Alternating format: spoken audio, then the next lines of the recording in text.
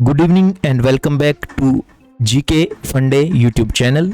स्वागत है आपका एक बार फिर से आपके अपने यूट्यूब चैनल जीके फंडे पर। फ्रेंड्स, जैसा कि आप सभी जानते हैं कि मैंने आपको एमसीक्यू सीरीज़ करवाने का प्रॉमिस किया था, तो एमसीक्यू सीरीज़ में ये हमारा सामान्य विज्ञान की एमसीक्यू का चौथा वीडियो है। 3 वीडियो सामान्य विज्ञान की पहले भी बन चुकी हैं।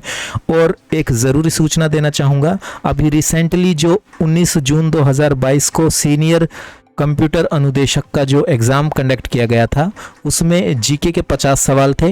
और उन 50 सवालों में से मैं आपको बताना चाहूँगा, हमारी जो एमसीक्यू सीरीज़ थी जो रिसेंटली मैंने अभी लॉन्च की है, विद इन 1 वीक, लास्ट 1 हफ्ते में हमने जो वीडियोस अपलोड किए, उन वीडियोस से आपको अंदाज़ा है 50 में से 10 सवाल एग्जैक्ट एज इट इज़ ज्यों के त्यों वो हमारे इस एग्ज़ाम में पूछे गए। तो आप जरा सा आइडिया लगाइए ये जो एमसीक्यू सीरीज़ है कितनी बेनिफिशियल है। आप वीडियो को कंप्लीट देखें, तसल्ली से देखें, इत्मीनान से। मैं गारंटी देता हूँ आपको यहाँ से क्वेश्चन मिलेंगे ही मिलेंगे। जर्नल साइंस के कोई रोक नहीं सकता। ओके। और जो क्वेश्चंस मैं आपको करवा रहा हूँ इनका भाई स्टैंडर्ड है, क्वालिटी है। ये कोई ऐरे गहरे क्वेश्चंस नहीं है कि कोई भी सवाल उठाया और रख दिया आपके सामने। ये सारे एग्जाम ओरिएंटेड क्वेश्चंस हैं। ओके। और आरएस लेवल तक के क्वेश्चंस इस सीरीज में करवाए गए हैं आपको, तो इस सीरीज को बिल्कुल मिस मत करिए। अगर आपने पिछले 3 वीडियो नहीं देखे हैं जिनसे कि इतने सवाल उस एग्जाम में पूछे गए, 10 सवाल, ओके। करंट अफेयर्स का जो सीरीज मैंने डाला था 3 मंथ्स वाला और 6 मंथ्स वाला, राजस्थान करंट अफेयर 6 मंथ्स वाली जो वीडियो एक डाली थी मैंने, उस वीडियो से भी बहुत सारे सवाल करंट अफेयर्स को देखने को मिले। जो दूसरा वीडियो मैंने 3 मंथ करंट अफेयर्स डाला राजस्थान का, वो भी वहाँ से भी क्वेश्चंस आए। और ये जो साइंस की एमसीक्यू सीरीज चलाई थी, जर्नल साइंस की या ये डेली लाइफ साइंसेस की जो एमसीक्यू सीरीज़ थी, इसके भी बहुत सारे सवाल वहाँ पे देखने को मिले। 50 में से आपको 10 सवाल एज इट इज़ मिल रहे हैं, तो ये अपने आप में मायने रखता है, क्योंकि ये है कंपटीशन। यहाँ पे 1 नंबर भी आपको, आधा नंबर भी है ना, वो आपको 1000, 10,000, 20,000 रैंक पीछे ले जा सकता है, या फिर 1 नंबर ज़्यादा आपको लाखों लोगों से आगे उठा सकता है। आप लाखों लोगों को पीछे छोड़कर 1 नंबर ज़्यादा लाते हैं तो पता नहीं कितने लाख लोग आपसे पीछे रह जाते हैं रैंकिंग में, मेरिट में। तो आप इस चीज़ को समझिए, इस चीज़ की गंभीरता को समझिए। ये वीडियो सीरीज जो एमसीक्यू की है बेहद ही इम्पोर्टेंट है, आपको हर परीक्षा में हेल्प करेगी, डेफिनेटली, श्योर। और वीडियो मेंस परीक्षा का नाम मैं इसलिए लेता हूं क्योंकि अभी ये एग्ज़ाम कंडक्ट होने वाला है 9 जुलाई को, और मुझे लग रहा है, जैसा कि मैं मान रहा हूं कि जिस तरीके से ये रिपीट हुए हैं सवाल, तो वीडियो की जो मुख्य परीक्षा होगी उसमें हमारे जो मैंने वीडियोस डाले हैं चैनल पर, यहाँ से आपको कम से कम 40% पेपर मिलने की संभावना है। 40% सवाल हो सकता है आपको यहीं से मिल जाएं एज इट इज़ हमारे सभी वीडियोज़ में से। तो सीरियसली आप वीडियो को वॉच कीजिए और मेरे साथ रहिए।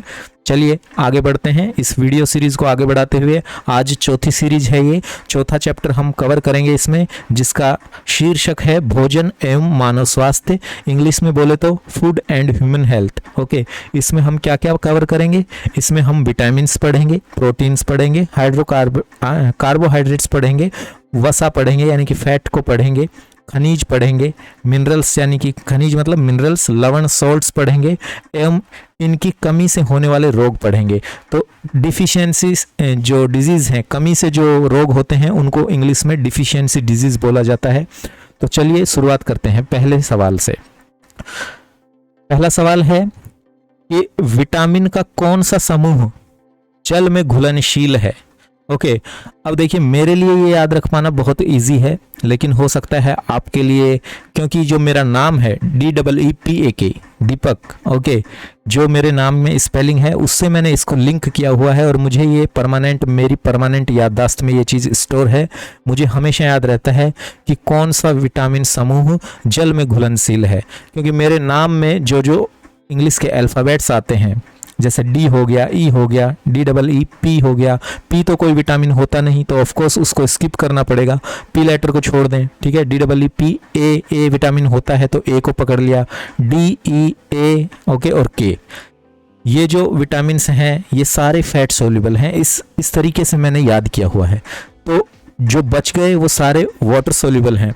तो मेरे नाम में देखिए, अब मेरे नाम में क्या आ रहा है, DEEPAK आ रहा है ना, तो यहाँ पे देखिए ए और डी विटामिन क्या ये घुलनशील होगा, क्योंकि मैंने बताया मेरे नाम में आने वाले जितने भी विटामिन हैं वो सारे फैट सोल्यूबल हैं, वसा में घुलनशील हैं। यहाँ पे जल समूह, जल में घुलनशील विटामिन पूछ रहा है, तो ए और डी तो मेरे नाम की स्पेलिंग में आते हैं, ये नहीं होगा ऑप्शन, हटा दीजिए। सेकंड पे चलते हैं, let's move to the second option and here you can see कि डी और ई लिखा हुआ है, ये दोनों लेटर भी मेरे नाम में आते हैं, इनको भी हटा दीजिए।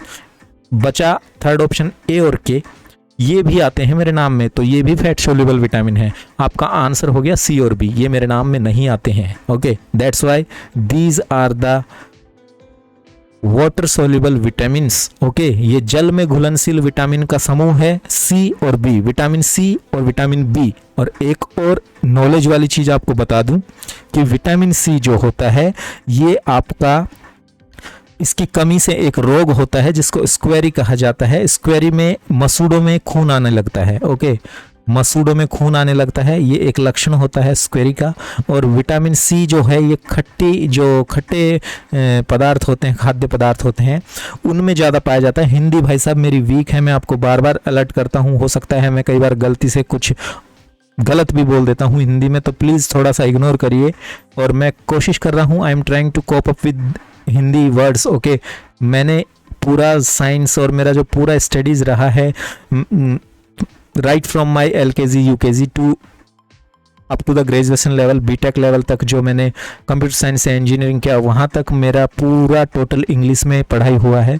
फिर भी मैं कोशिश कर रहा हूँ आपके सामने हिंदी में आपको एकदम इजी भाषा में समझाने की, जितना मुझे आता है सब पूरे दिल से आपको बता दूंगा। ओके, चलिए, तो यहाँ पे मैंने आपको ट्रिक भी समझाया याद रखने का। और विटामिन सी के बारे में बात कर रहे थे। विटामिन सी जो होता है ये खट्टी चीज़ों में पाया जाता है, जैसे कि संतरा हो गया, अंगूर हो गया, और इवन पालक में भी विटामिन सी पाया जाता है। और अब इससे आपको आइडिया ये हो गया है, ये मैं आपको क्यों बता रहा हूँ। कई बार पूछ लेता है, एक क्वेश्चन आता है कि दूध में इनमें से कौन सा विटामिन नहीं है। तो दूध जो होता है भाई साहब खट्टा नहीं होता है, पहली चीज़ तो आप ये ध्यान रखिए, दूध जो होता है वो खट्टा नहीं होता है। जो चीज़ खट्टी नहीं है ऑब्वियसली उसमें विटामिन सी नहीं पाई जाएगी। दही खट्टा होता है तो दही जो होता है कर्ड, ओके, इंग्लिश में दही को कर्ड बोलते हैं, दही जो होता है ये आपका विटामिन सी से लबालब भरा हुआ होता है। लेकिन कभी भी दही को आप माइक्रोस्कोप में, सूक्ष्मदर्शी में देखने की गलती भूल कर भी ना करें। अगर आपको दही से प्यार है, if you love curd then do not check it out in microscope, because फिर आप जिंदगी में कभी दही नहीं खा पाओगे। ओके, तो सूक्ष्मदर्शी में कभी दही को देखने की गलती ना कर देना आप। ओके, चलिए, आंसर आपको पता लग गया है। पानी में घुलने वाली जो विटामिन हैं विटामिन सी और बी हैं। क्वेश्चन जो ये था ये RPSC LDC में पूछा गया था ईयर 2014 में, वर्ष 2014 में। आगे इसकी एक्सप्लेनेशन भी देख लेते हैं। विटामिन शब्द का प्रयोग सर्वप्रथम फंक ने किया था। जो वैज्ञानिक थे जिन्होंने विटामिन टर्म यूज किया था सबसे पहले, उनका नाम था फंक। ओके, और इसका अर्थ क्या होता था? इसका अर्थ है विटालामाइंस। ओके, विटालामाइंस, वाइटल इसको पढ़ते हैं वाइटल अमाइंस। एक्चुअली में दो शब्दों को जोड़ के बनाया गया है वाइटल अमाइंस। वाइटल मतलब होता है, विटाला नहीं पढ़ना इसको, आपको पढ़ना है इसको अलग अलग करके, वाइटल अमाइंस। ओके, वाइटल मतलब होता है इंपॉर्टेंट, ओके, और अमाइंस जो होते हैं उसके तत्व। तो अर्थात जीवित तंत्रों में मिलने वाला एमीन, जीवित तंत्रों में मिलने वाला एमीन। ओके, वाइटल अमाइंस दो शब्द मिलके बने हैं। ओके, अब देखिए कार्बोहाइड्रेट, वसा, वसा होता है फैट, कार्बोहाइड्रेट, वसा तथा प्रोटीन के अतिरिक्त वे कार्बनिक पदार्थ हैं जो सामान्य उपापचय और शरीर की क्रियाओं के लिए आवश्यक हैं। इन्हें दो प्रमुख श्रेणियों में बांटा जा सकता है। विटामिन दो प्रमुख श्रेणियों में बांटी जा सकती हैं। एक होती हैं फैट सोल्यूबल, दूसरी होती हैं वाटर सोल्यूबल।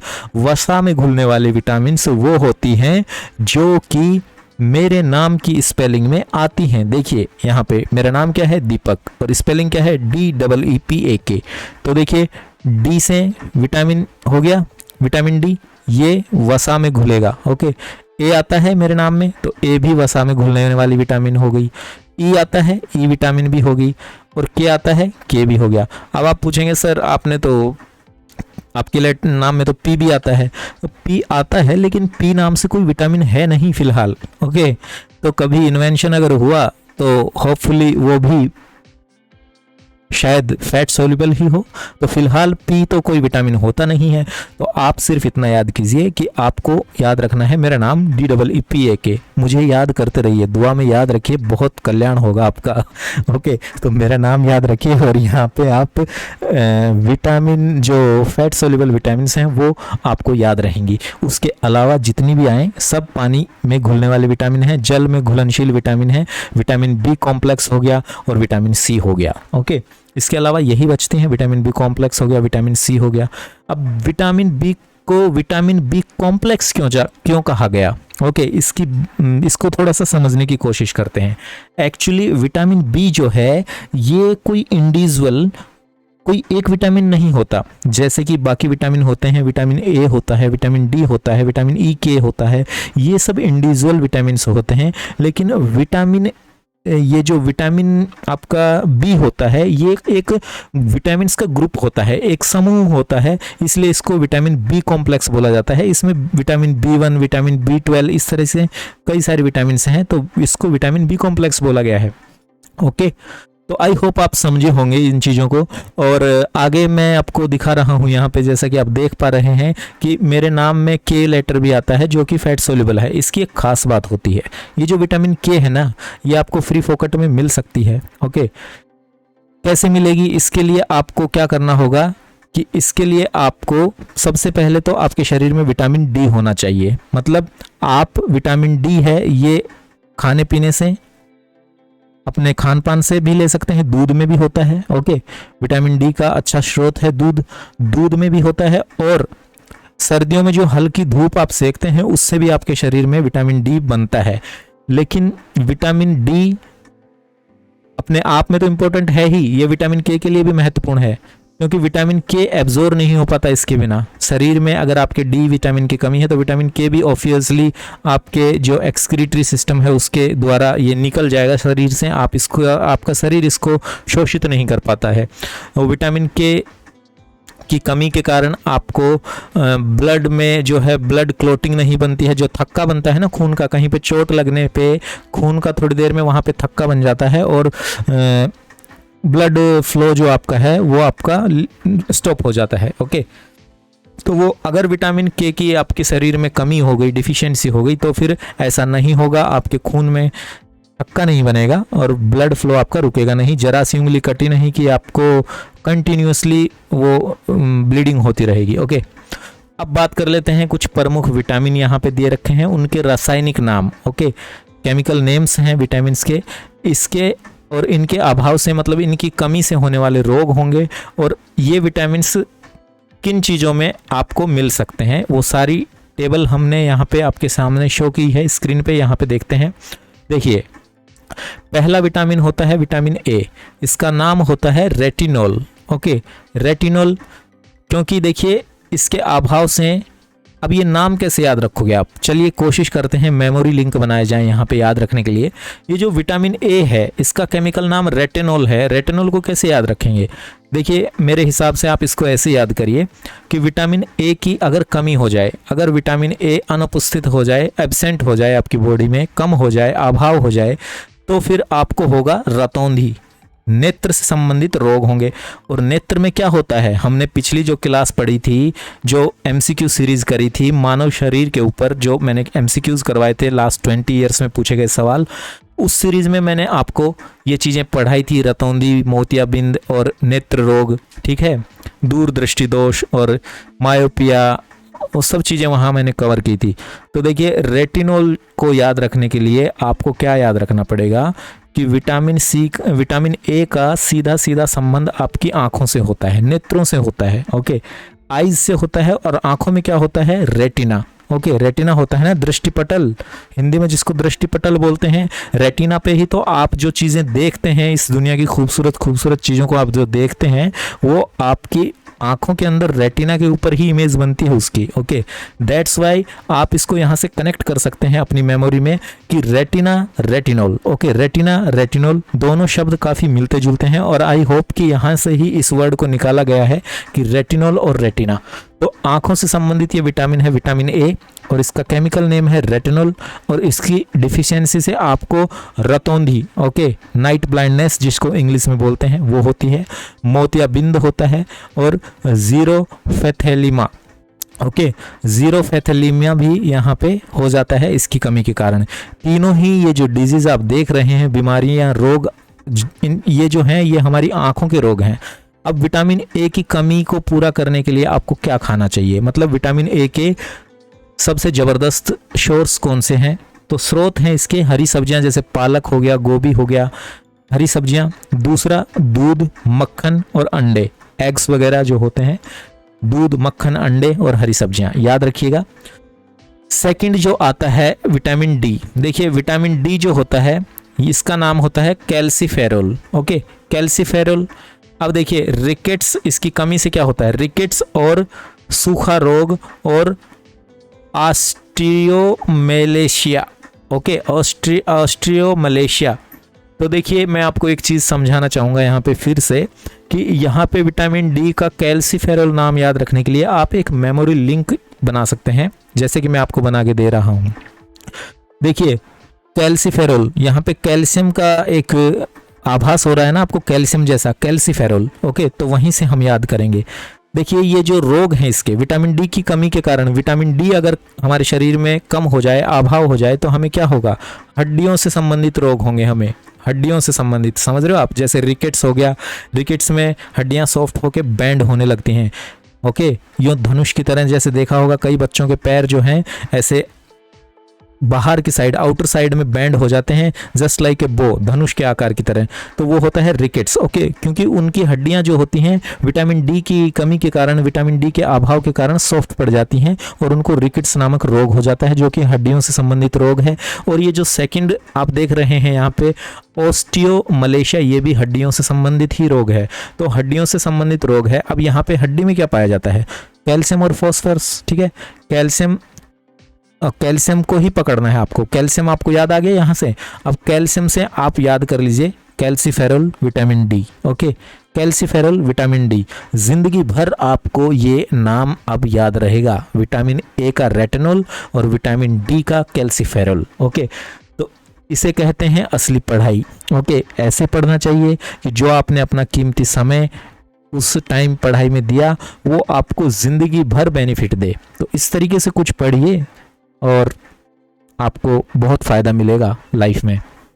देखिए पढ़ाई हमेशा ज़्यादातर लोग नौकरी पाने की उम्मीद से करते हैं, लेकिन मेरा ये मानना है कि नौकरी तो जस्ट ए सेकेंडरी प्रोडक्ट होता है एजुकेशन का। अगर आप वास्तव में एक नॉलेज रखने वाले इंसान हैं और पढ़े लिखे हैं, एजुकेटेड हैं, तो आपको जो आपकी नॉलेज का लेवल है वो झलकना चाहिए, दिखना चाहिए लोगों को, आप वास्तव में कुछ जानते हो, आपको कुछ आता है, आप दूसरों से कुछ हटके हो। ये आपको आपके अंदर से कॉन्फिडेंस डेवलप हो जाएगा अपने आप, ठीक है। आपको खुद आवाज़ आएगी अंदर से कि हाँ मैं कुछ हूँ और मैं कुछ कर सकता हूँ, डेफिनेटली मुझे बहुत कुछ चीज़ें आती हैं और मैं दूसरों से काफ़ी अलग हूँ। तो ये चीज़ें आपको अपने आप फील होने लग जाएंगी। अब देखिए विटामिन डी के सोर्स अंडा हो गया, दूध हो गया, मांस हो गया, मछली, मक्खन, सूर्य की किरणें, मैंने आपको बताया था सूर्य की किरणों से आप विटामिन डी प्राप्त कर सकते हैं free of cost, without any charges, okay, just like GK फंडे। तो जीके फंडे की तरह ये भी आपको फ्री सर्विस है, सूर्य की तरफ से, सन की तरफ से, सूर्य की किरणों में बैठिए सर्दियों में और विटामिन डी पाइए फ्री में, ओके। और विटामिन डी बहुत ज़रूरी होता है विटामिन के को अवशोषित करने के लिए, ओके। अब बात कर लेते हैं विटामिन ई की। विटामिन ई को कहते हैं टोकोफेरोल, ओके। और इसकी कमी से, इसकी डिफिशियंसी से ह्यूमन बीइंग्स में नपुंसकता आती है, ओके। मतलब ये हमारा जो स्पर्म होता है उसकी क्वालिटी, ओके, उसकी क्वालिटी को बनाए रखने में बहुत इंपॉर्टेंट होता है विटामिन ई। स्पर्म की क्वालिटी, अब पूछोगे आप सर स्पर्म की क्वालिटी अब ये कैसे पता लगे? देखिए स्पर्म की अपनी अपने क्वालिटी होती है, हर किसी इंसान की, हर किसी मेल की, ओके। तो आप देख पाते हैं कि हर पेरेंट्स के बच्चे अलग होते हैं, ओके। जैसे पेरेंट्स होते हैं वैसे ही शार्प माइंड उनके बच्चे, या दिखने में गुड लुकिंग उनके बच्चे होते हैं। अदरवाइज जैसे पेरेंट्स होते हैं वैसे ही उनके बच्चे आपको दिखेंगे। जैसे अगर उनके पेरेंट्स का स्किन कलर कॉम्प्लेक्स है, थोड़ा डार्क है, तो डार्क में दिखेंगे ये बच्चे भी। और क्या कहते हैं, हाइट वगैरह का भी बहुत सारा आपको सिमिलरिटीज़ देखने को मिलेगी बच्चों और पेरेंट्स के बीच में। तो यहाँ पे विटामिन ई टोकोफेरॉल की बात कर रहे थे, नपुंसकता फैलाती है। और ये विटामिन ई के सोर्सेज हैं अंडा, दूध, मांस, जौ, हरी सब्जियाँ। एक बात का आप गौर करिए, यहाँ पे दूध जो है ये लगभग सभी विटामिन्स में आपको मिलेगा। ओके, दूध में मैंने आपको अभी बताया, जब मैंने वीडियो शुरू किया पढ़ाना, आपको स्टार्ट किया था मैंने आपको समझाया था कि भाई साहब विटामिन सी को छोड़ के दूध में सारी विटामिन्स होती हैं। और अंडा जो होता है ये प्रोटीन्स का फुल मतलब पावर हाउस होता है यार, ऐसे कह लो। अंडा जो होता है ना, एग, ये प्रोटीन्स का पावर हाउस होता है। ओके, और इसमें आपको बताऊं तो एक अंडा खाने से आपको लगभग 6 ग्राम, ओके हाँ एग्जैक्टली 6 ग्राम के आसपास आपको प्रोटीन मिलता है। लेकिन आप कड़कनाथ का अंडा खाएंगे ना, कड़कनाथ, अब कड़कनाथ क्या भला है भाई। कड़कनाथ जो है ये एक एमपी में पाए जाने वाली मुर्गी की प्रजाति है, जो कि बिल्कुल काला होता है मुर्गा। उसकी कगली भी काली होती है, अंडा भी काला होता है, पैर सब काले होते हैं, कोई वाइट स्पॉट या अदर कलर का कोई बॉडी में स्पॉट नज़र नहीं आएगा, बिल्कुल काला होता है कड़कनाथ। ओके, तो कड़कनाथ का अंडा जो होता है ना, उसमें ये जो साधारण अंडे आप लेते हो वाइट कलर के, इनसे 3 ग्राम ज़्यादा, यानी कि एक अंडे में 9 ग्राम के आसपास प्रोटीन होता है कड़कनाथ के। ओके, तो ये, और जो सवाल मैं अभी आपको बताया हूँ ना, ये सवाल यूपीएससी में पूछा गया सवाल है, आईएएस एग्जाम में ये पूछा हुआ सवाल है। और आई थिंक अगर मैं सही हूँ तो ये ईयर 2016 या 2017 में पूछा गया सवाल है, और यूपीएससी प्री का सवाल मैंने आपको बताया अभी कड़कनाथ। ओके, तो ये एक्स्ट्रा फैक्ट्स था कुछ। और आगे बढ़ते हैं, विटामिन के की बात करते हैं। विटामिन के जो है ये है नेफ्थोक्विनोन। ओके, और ये इसकी कमी से क्या होता है, रुधिर का अविरल बहना। मैंने अभी आपको बताया था, देखिए वही चीज़ यहाँ लिखी हुई है। ब्लड का मतलब, रुधिर मतलब क्या होता है, ब्लड, खून है ना। खून जो होता है चोट लगने पर उसका थक्का बन जाता है ना 5 मिनट में, और खून अपने आप रुक जाता है अगर विटामिन के की कमी आपकी शरीर में, आपकी बॉडी में नहीं है तो। बहरहाल अगर आपके बॉडी में विटामिन के कम है, डिफिशिएंट है, तो फिर वो खून जो बहना स्टार्ट हुआ है चोट से या कट से, आपकी फिंगर से, कहीं से भी बॉडी पार्ट से, वो रुकने वाला नहीं है। विटामिन के का यही खास रोल होता है शरीर में कि ये खून का कत्था बनाती है। ओके, और देखिए एक चीज़ मेरे को याद आ रही है और मैं आप लोगों के साथ बिल्कुल शेयर करना चाहूँगा, क्योंकि नॉलेज जो है शेयर करनी ही चाहिए। अब मैं आपको बताता हूँ विटामिन के बारे में, तो आपने समझ ही लिया। रुधिर को अविरल बहना, अगर कमी हो जाए तो खून आपका बहता रहेगा, खून का थक्का नहीं बन पाएगा। ये पाया जाता है फूल गोभी, बंद गोभी, पालक और सोयाबीन के अंदर। जो चीज़ मैं बताने वाला था, देखिए जब पुराने समय में हमारे जो चिकित्सक थे, जैसे कि चरक, ओके, चरक एक महान चिकित्सक थे प्राचीन समय में। वो सर्जरी वगैरह जो करते थे, जैसे नाक की सर्जरी वो करते थे, और ज़्यादातर तो नाक की सर्जरी ही प्रचलित थी उस टाइम पे। तो उनके पास कोई केमिकल ड्रग्स जैसे आज की तरह के हाई जो दवाइयाँ वगैरह हैं वो तो थी नहीं। तो ऑपरेशन करते हुए वो कट वगैरह लगाते थे, तो ब्लड बहना स्टार्ट होता था। अब ब्लड बह के और जम जाता था, थक्का बन जाता था उसका, तो सर्जरी करने में काफ़ी प्रॉब्लम आती थी। इसके लिए उन्होंने एक लीच होता है कि कीड़ा है ना, खून पीने वाला, उसका यूज़ किया, और सर्जरी में वो उस हिस्से पे उस कीट का यूज़ करते थे। और उससे क्या होता था, वो जो कीट था उसके लार में, ओके, उसके जो लार्वा, जो उसका थूक होता है, उसमें एक केमिकल होता है हिपेरिन नाम का। ओके, हिपेरिन नाम का केमिकल उसके लार में पाया जाता था, और वो हिपेरिन आपके ब्लड में अगर मिल जाता है तो आपका ब्लड का थक्का नहीं बन पाता है। तो हिपेरिन भी आप याद रखिएगा, ये भी कई बार पूछा हुआ है। और ये जो मैंने अभी आपको हिपेरिन का जिक्र किया है ना, ये भी यूपीएससी आईएएस में पूछा हुआ सवाल है, तो ध्यान रखिएगा हिपेरिन। ओके, हिपेरिन की वजह से भी खून का थक्का नहीं बनता है। आगे बढ़ते हैं, विटामिन सी की बात करते हैं। विटामिन सी है एस्कॉर्बिक अम्ल।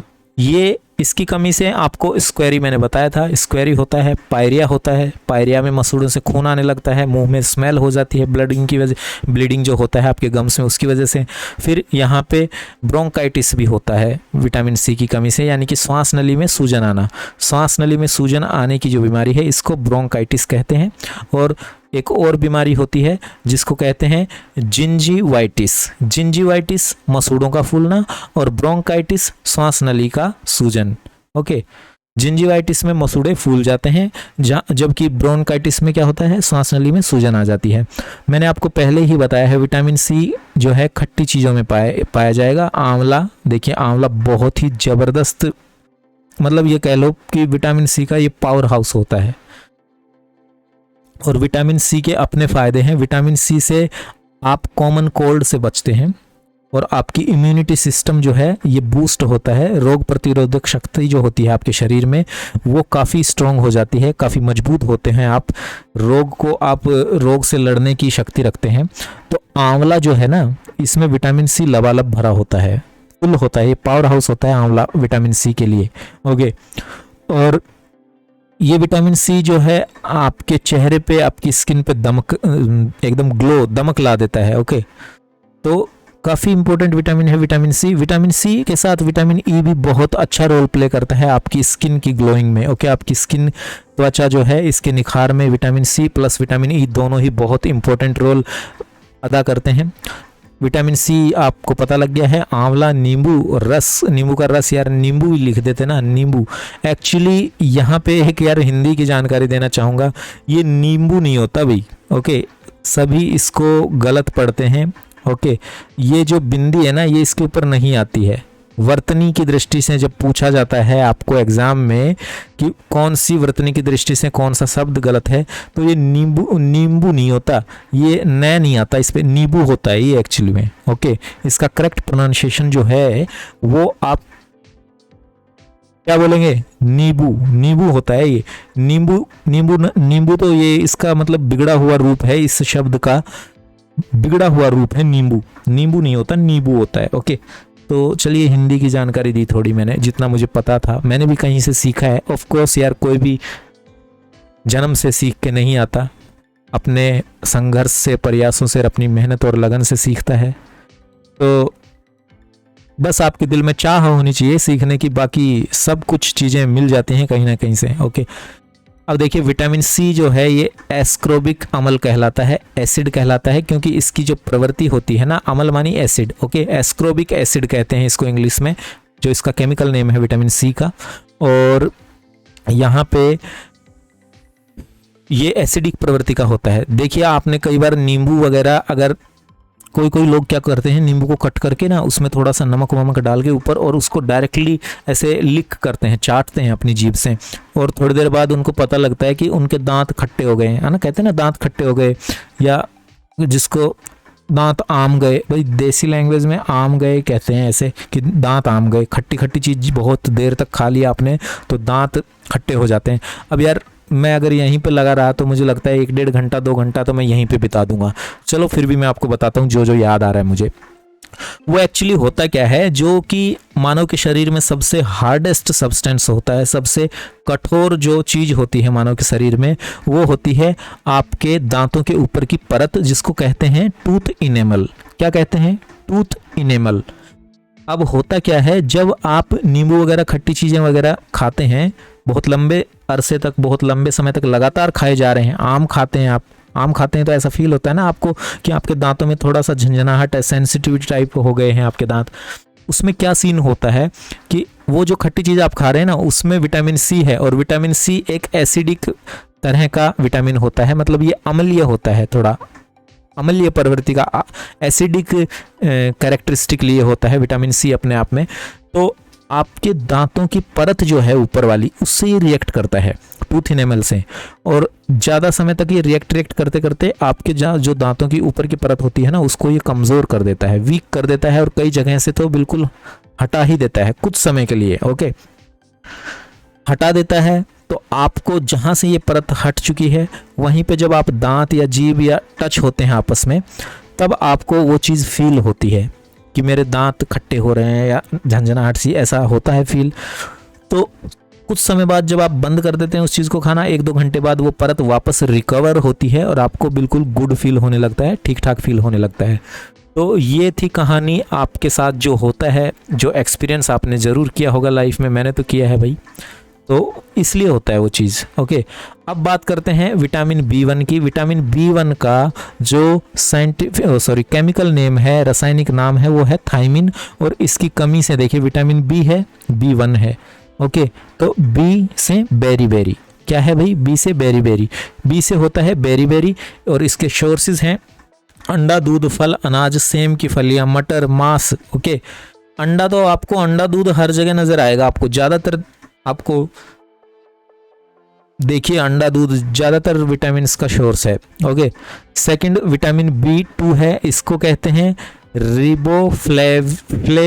रिबोफ्लेविन, यानी कि इसकी कमी से क्या होता है? इसकी कमी से मुंह में छाले हो जाते हैं और होंठ फटने लगते हैं। विटामिन B2 की कमी से, रिबोफ्लेविन की कमी से। सोर्सेज इसके अंडा, दूध, फल, अनाज और खमीर। ओके, विटामिन B3 की बात करें, देखिए मैंने आपको बताया था कि विटामिन B को विटामिन B कॉम्प्लेक्स बोला जाता है। आप देख पा रहे हैं यहाँ पे विटामिन B1 से लेके B12 तक, तो ये एक समूह है विटामिन्स का, इसलिए इसको कॉम्प्लेक्स बोला गया है, विटामिन B कॉम्प्लेक्स। जब विटामिन B कॉम्प्लेक्स बोला जाए तो समझ लीजिए इन सभी की बात एक साथ की जा रही है। Vitamin B1, vitamin B2, vitamin B3, vitamin B5, 6 और 12, यहाँ तक सभी को मिला के एक साथ बोला जा रहा है, तो vitamin B complex.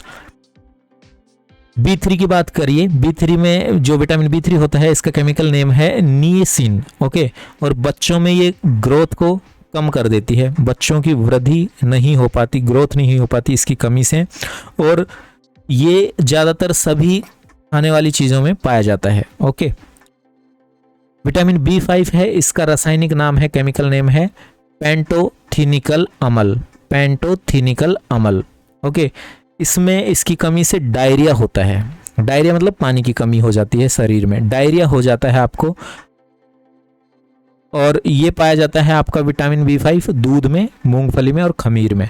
Vitamin B6 को कहते हैं पिरिडॉक्सिन्स। ओके, और ये पाया जाता है आपका मांस में, अंडे में, साबुत अनाज में और सेम की फलियों में। और विटामिन B6 की कमी से भी आपका जो ग्रोथ है, वृद्धि है, वो रुक जाती है और वेट लूज हो जाता है, वेट कम हो जाता है, भार एकदम से शरीर का जो बॉडी वेट है वो कम होने लगता है, B6 की कमी को दर्शाता है। B6 जो B12 विटामिन है, B12 को हम कहते हैं कोबालिमिन। हिंदी पढ़ने में मुझे थोड़ा प्रॉब्लम होता है, ये इंग्लिश में लिखा होता तो मेरे लिए बहुत इजी होता। देखिए फिर भी मैं ट्राई कर रहा हूँ, कोबालिमिन, जो भी है यार पढ़ लेना। ओके, B12 का नाम है, ये रासायनिक नाम है। अब इसको जो है, इसकी कमी से क्या होता है? B12 की कमी से आपके अंदर खून की कमी हो जाती है, एनीमिया जिसको कहते हैं। एनीमिया शब्द काफ़ी इंपॉर्टेंट है, नोट डाउन करिएगा। एनीमिया जो है ये दर्शाता है खून की कमी को। एनीमिया मानी क्या समझोगे? कोई बोले कि आपको एनीमिया है तो एनीमिया का मतलब है कि खून की कमी है, और एनीमिया को दूर करने के लिए आपको पालक खाना चाहिए। क्या खाना चाहिए? पालक।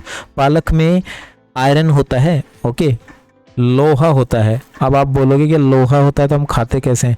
भाई लोहा उस रूप में नहीं होता कि जिस रूप में आप उसकी टेबल, कुर्सी, चेयर बनाते हैं, पंखा, रेलगाड़ी का इंजन, कुछ भी बना देते हैं लोहे से, वो अलग फॉर्म में होता है, लेकिन होता है आयरन पालक में। ओके, तो एनीमिया को दूर करने के लिए, खून की कमी को दूर करने के लिए पालक बेहद अच्छा सोर्स है। और देखिए विटामिन B12 के जो स्रोत हैं वो हैं अंडा, मांस, बकरे का यकृत। ओके, बकरे का जो लीवर होता है वो भी विटामिन B12 का बहुत अच्छा स्रोत है। ओके, जस्ट एक बार 1 सेकेंड 2 सेकेंड में दोहराते हैं। विटामिन ए जो है, chemical name retinol. Vitamin D calciferol. Vitamin E tocopherol. Vitamin K naphthoquinone. Okay, vitamin C ascorbic acid, vitamin B1 thiamine होता है, विटामिन B2 रेबोफ्लेविन होता है, विटामिन B3 निएसिनिक होता है, और इसी तरीके से आपके ये विटामिन B12 तक मैंने आपको पढ़ाए। ओके, आई होप आपको मज़ा आया होगा। इतनी सारी नॉलेज मैंने दी है आपको, तो आपको ज़रूर अच्छा लग रहा होगा, है ना। आपने बहुत सारी नई चीज़ें सीखी होंगी, ऐसा मुझे पूरा यकीन है। चलिए आगे बढ़ते हैं। नेक्स्ट क्वेश्चन है, निम्नलिखित कथनों पर विचार कीजिए। RAS प्री एग्जाम 2013 का सवाल है, तो काफ़ी हाई लेवल एग्जाम में पूछा गया क्वेश्चन है। ठीक है, निम्नलिखित कथनों पर विचार कीजिए। विटामिन पोषकों का एक ऐसा वर्ग है जिसका मानव शरीर द्वारा जैव संश्लेषण नहीं किया जा सकता है, विटामिन A व विटामिन D को छोड़कर। ओके, सेकंड स्टेटमेंट है, विटामिन E व विटामिन K जल में घुलनशील होते हैं। क्या होते हैं बताइए, अभी मैंने आपको याद करवाया ट्रिक से। विटामिन E और विटामिन K जल में घुलनशील होते हैं। तो देखिए, विटामिन E और विटामिन K जल में घुलनशील नहीं होते हैं, ये मेरे नाम की स्पेलिंग में आते हैं दोनों। ओके, तो ये फैट सोल्यूबल हैं, वसा में घुलने वाले हैं। और अब बात करते हैं तीसरे पॉइंट की, विटामिन B व विटामिन C वसा में घुलनशील होते हैं। ये बात बिल्कुल सही है। ओके, क्यों सही है?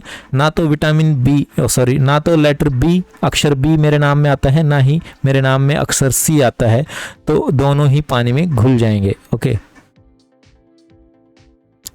पानी में घुल जाएंगे, लेकिन यहाँ पे तो इन्होंने वसा लिख दिया, फैट सोल्यूबल। तो ये तो विटामिन B और विटामिन C वसा में घुलनशील होते हैं, ये भी गलत है भाई। ओके, यहाँ पे ये भी गलत है, दिस इज रॉन्ग। ओके, और यहाँ पे जल की जगह वसा लिखते तो सही होता, ये भी गलत हो गया। और ये वाली बात सही है, पहला ऑप्शन, विटामिन पोषकों का एक ऐसा वर्ग है जिसका मानव शरीर द्वारा जैव संश्लेषण नहीं किया जा सकता। ओके, विटामिन A और D को छोड़कर जैव संश्लेषण केवल विटामिन A का और विटामिन D का किया जा सकता है मानव द्वारा। ओके, मानव के शरीर द्वारा विटामिन A और विटामिन D बनाई जा सकती हैं, बाकी उसको बाहर से ही लेनी पड़ती हैं। केवल ऑप्शन 1 सही है और 2 और 3 गलत हैं। तो आंसर हो गया आपका यहाँ पे केवल 1।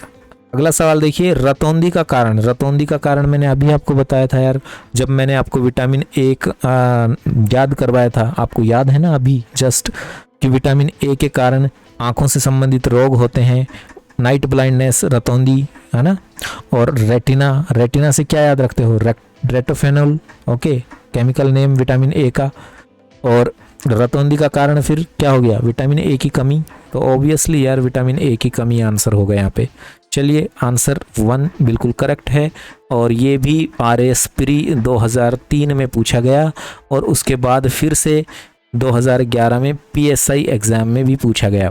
काफ़ी अच्छा सवाल है। रतौंधी, नाइट ब्लाइंडनेस, अब याद रखिएगा विटामिन A जो होता है उसकी कमी के कारण होती है। अब बात करते हैं अगले सवाल की, और अगले सवाल में देखते हैं क्या पूछा है। अगले सवाल में आपसे पूछा है, निम्नलिखित में से किस विटामिन की कमी से खून का थक्का धीरे बनने की बीमारी होती है? मैंने आपको कितनी बार अभी इतने घंटे डिस्कस किया, कम से कम आधा घंटा तक ये बात डिस्कस हुई है। Vitamin K।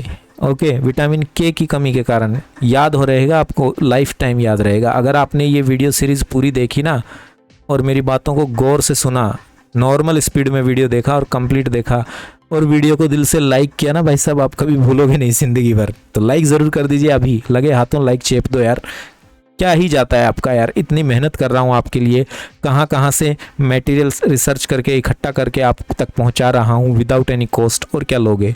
प्लीज़ लाइक करें और चैनल को सब्सक्राइब करें। अगर नए हैं तो अभी जुड़ें। नीचे जो लाल कलर वाला बटन दिख रहा है ना, ये लाल कलर मुझे पसंद नहीं है, आई लाइक ग्रे। इसको लात मारिए, इसको टक्कर मारिए, घूसा मारिए, कुछ भी करिए, और इसको ना ग्रे कर दीजिए, मार के इसकी हालत ख़राब करके इसको ग्रे कलर का कर दीजिए, लाल कलर हट जाना चाहिए। नीचे जो लाल कलर का सब्सक्राइब बटन है इसको दबा डालिए अभी। साथ के साथ बगल में जो घंटी का आइकन दिख रहा है उसको आप ऑल पे सेट करें, तभी आपको मेरे आने वाले वीडियोज़ की जानकारी मिलेगी मैसेज के माध्यम से। साथ के साथ अगर आप हमारे टेलीग्राम चैनल से जुड़ना चाहते हैं PDF और इम्पोर्टेंट इन्फॉर्मेशंस के लिए, तो आपको उस हमारे टेलीग्राम चैनल से जुड़ने के लिए या तो टेलीग्राम पे जाइए, सर्च कर लीजिए जीके फंडे, आपको हमारे चैनल का लोगो दिखेगा, उसमें आ जाइए। ओके, और हमारे 2 चैनल हैं, एक है बैकअप चैनल और एक है मेन चैनल, तो ध्यान दीजिएगा मेन चैनल में आप रहें। और अगर आप डायरेक्टली ऐसा नहीं कर पा रहे हैं तो मैं आपको इस वीडियो की लिंक, इस वीडियो के डिस्क्रिप्शन में लिंक दे दूंगा, वहाँ से टेलीग्राम ज्वाइन कर सकते हैं। आगे बढ़ते हैं। भोजन में कौन से विटामिन की कमी से बेरी बेरी होता है? अभी जस्ट पढ़ा, बेरी बेरी B1 यार। ओके, सिंपली आंसर यहाँ पे option 3 B1। Okay, PSI exam 2007 में पूछा, RPSC LDC 2014 में भी पूछा गया। ओके, अब बात करते हैं स्क्वेरी मसूड़ों एवं भंगुर हड्डियां किसकी कमी से होती हैं? तो स्क्वेरी जो होता है मैंने बताया था विटामिन सी के कारण होता है, तो ऑप्शन है option number 1 vitamin C. PSI exam 2007 का सवाल है, बिल्कुल करेक्ट आंसर है। अगला सवाल देखते हैं, विटामिन सी का सबसे अच्छा स्रोत क्या है? विटामिन सी का सबसे अच्छा स्रोत क्या है? तो विटामिन सी का सबसे अच्छा स्रोत जो है सिट्रस फ्रूट्स। ओके, खट्टे पदार्थ, खट्टे फल, सारी चीज़ें जो खट्टी हैं विटामिन सी की स्रोत हैं। आंवला, नींबू, दही वगैरह। तो यहाँ पे नींबू, ओके नींबू, नींबू नहीं होता, नींबू होता है, नींबू। नींबू जो है ये आंसर है आपका correct, option number 2 is the right answer here. Let's move to the explanation, इसकी व्याख्या देखते हैं। विटामिन सी का रासायनिक नाम क्या है? Ascorbic acid. अभी तक याद हो जाना चाहिए आपको, एस्कॉर्बिक एसिड विटामिन सी का नाम है। विटामिन सी एसिडिक प्रवृत्ति का, अम्लीय प्रवृत्ति का होता है, तो इसके नाम में एसिडिक लगा हुआ है, एसिड लगा हुआ है, एस्कॉर्बिक एसिड। ओके, यह खट्टे फलों जैसे आंवला हो गया, नींबू हो गया, इनों में सर्वाधिक मात्रा में पाया जाता है। अब अगला सवाल है, आंवला तथा हरी मिर्ची किसके स्रोत हैं? तो आंवला तथा हरी मिर्ची किसके स्रोत हैं? आंवला का नाम आते ही याद आ जाना चाहिए था, विटामिन सी के स्रोत हैं। हेडमास्टर 2012 में पूछा। ओके, विटामिन सी के स्रोत है। अगला सवाल, विटामिन सी रासायनिक नाम। विटामिन सी का रासायनिक नाम अभी तक तो याद हो जाना चाहिए, 10 बार तो मैंने अभी बता दिया आपको। विटामिन सी का रासायनिक नाम क्या होगा? एस्कॉर्बिक अम्ल। Okay, ascorbic acid. PSI exam 2011 में पूछा गया। ओके, आगे बढ़ते हैं। विटामिन सी की कमी से कौन सा रोग होता है? स्क्वेरी, ऑब्वियसली यार, याद करो याद करो, बहुत सारी चीज़ें यहीं से याद करके निकल जाओगे तो फ़ायदे में रहोगे। वीडियो को 2 बार देखो, 3 बार देखो, 50 बार देखो, कोई फ़र्क नहीं पड़ता, लेकिन तसल्ली से देखो और आपको यहाँ से याद होना चाहिए। आपको लास्ट में वीडियो के एंड में आउटपुट मिलना चाहिए, आपके ब्रेन को लगना चाहिए कि आपने कुछ सीखा है भाई साहब, और आपकी जो मेमोरी है ना उसमें कुछ फिट हुआ है, और वो भी ऐसा वैसा फिट नहीं, टेम्परेरी घंटे 2 घंटे 2 दिन 2 साल 5 साल के लिए नहीं, जब तक आप जिएंगे तब तक के लिए। ओके, तो चलिए देखते हैं यहाँ पे आपको याद हुआ कि नहीं। क्या पूछा था यार, बातों बातों में भूल गए। विटामिन सी की कमी से यार, हाँ वो स्क्वेरी पूछा था ना। देखिए अभी बताते हैं आपको यहाँ पे, तो देखिए ये रहा आंसर, स्क्वेरी। ओके, विटामिन सी की कमी के कारण गोइटर जो होता है ये गले की बीमारी होती है, गले में ये होता है। देखिए ज़्यादा डॉक्टरी लैंग्वेज में मैं अगर जाऊँगा ना, ज़्यादा गहराई में, तो फिर आप हो सकता है आपको बाउंस होने लगे चीज़ें। ओके, बाउंसर नहीं मारना चाहता, क्योंकि बाउंसर्स खेलने के लिए आपको बहुत अच्छी प्रैक्टिस होनी चाहिए ना, तभी बाउंसर खेल पाते हैं। बैट्समैन वही टिकता है बाउंसर्स के आगे जो बहुत तगड़ा अच्छा बैट्समैन हो, सचिन तेंदुलकर की तरह। तो ज़्यादा हाईफाई अगर ज़्यादा गहरी नॉलेज में चला गया, MBBS और MS लेवल में चला गया ना मैं, तो फिर आप चीज़ों से उबने लगेंगे। इसलिए मैं आपको ना ही तो ज़्यादा ऊपर से ले जा रहा हूँ, ना ही ज़्यादा गहराई में, आपको बिल्कुल मध्य वाली नॉलेज में आपको प्रोवाइड करवा रहा हूँ, जिसमें आपको इतना तो एटलीस्ट पता होना चाहिए, नौकरी पाने के लिए नहीं, आपकी दैनिक जो लाइफस्टाइल है वो भी अच्छी रहे उसके लिए भी। ओके, दैट्स वाई आप ध्यान से पढ़िए इस पूरी वीडियो सीरीज़ को जो अभी पढ़ रहे हैं आप करंटली। ओके, पुरानी वाली तो आपने देखी या ना देखी पता नहीं, वो आपको वैसे देखनी चाहिए। Okay, but as you wish, जैसी आपकी मर्जी, no problem, I have no problem, मुझे कोई प्रॉब्लम नहीं है। चलिए, गोइटर जो है आयोडीन की कमी से होता है। यहाँ पे बात करते हैं नाइट ब्लाइंडनेस। ये नाइट ब्लाइंडनेस जो होती है और कोई नहीं है, ये रतौंधी ही है। ओके, रतौंधी का दूसरा नाम है नाइट ब्लाइंडनेस। तो यहाँ पे विटामिन ए की कमी से नाइट ब्लाइंडनेस होता है। बेरी आप जानते हैं विटामिन B1 की कमी से होता है। बचा आपका स्क्वेरी ऑब्वियसली यार स्क्वेरी ही आंसर है, विटामिन सी। ओके, व्याख्या देख लीजिए। स्क्वेरी रोग विटामिन सी की कमी के कारण होता है। यह जल में विलय विटामिन है, ये भी आपको याद हो गया होगा अब तक। विटामिन सी जल में घुलनशील है कि फैट में, मतलब वसा में। ओके, ये भी मैंने आपको याद करवा दिया और हमेशा के लिए याद करवा दिया, ये भी ध्यान दीजिए। The main point is this thing you will remember till you survive. Okay, till your life ends, जब तक आपके दिमाग में फिट रहेंगी ये चीजें। इसी को असली पढ़ाई कहते हैं।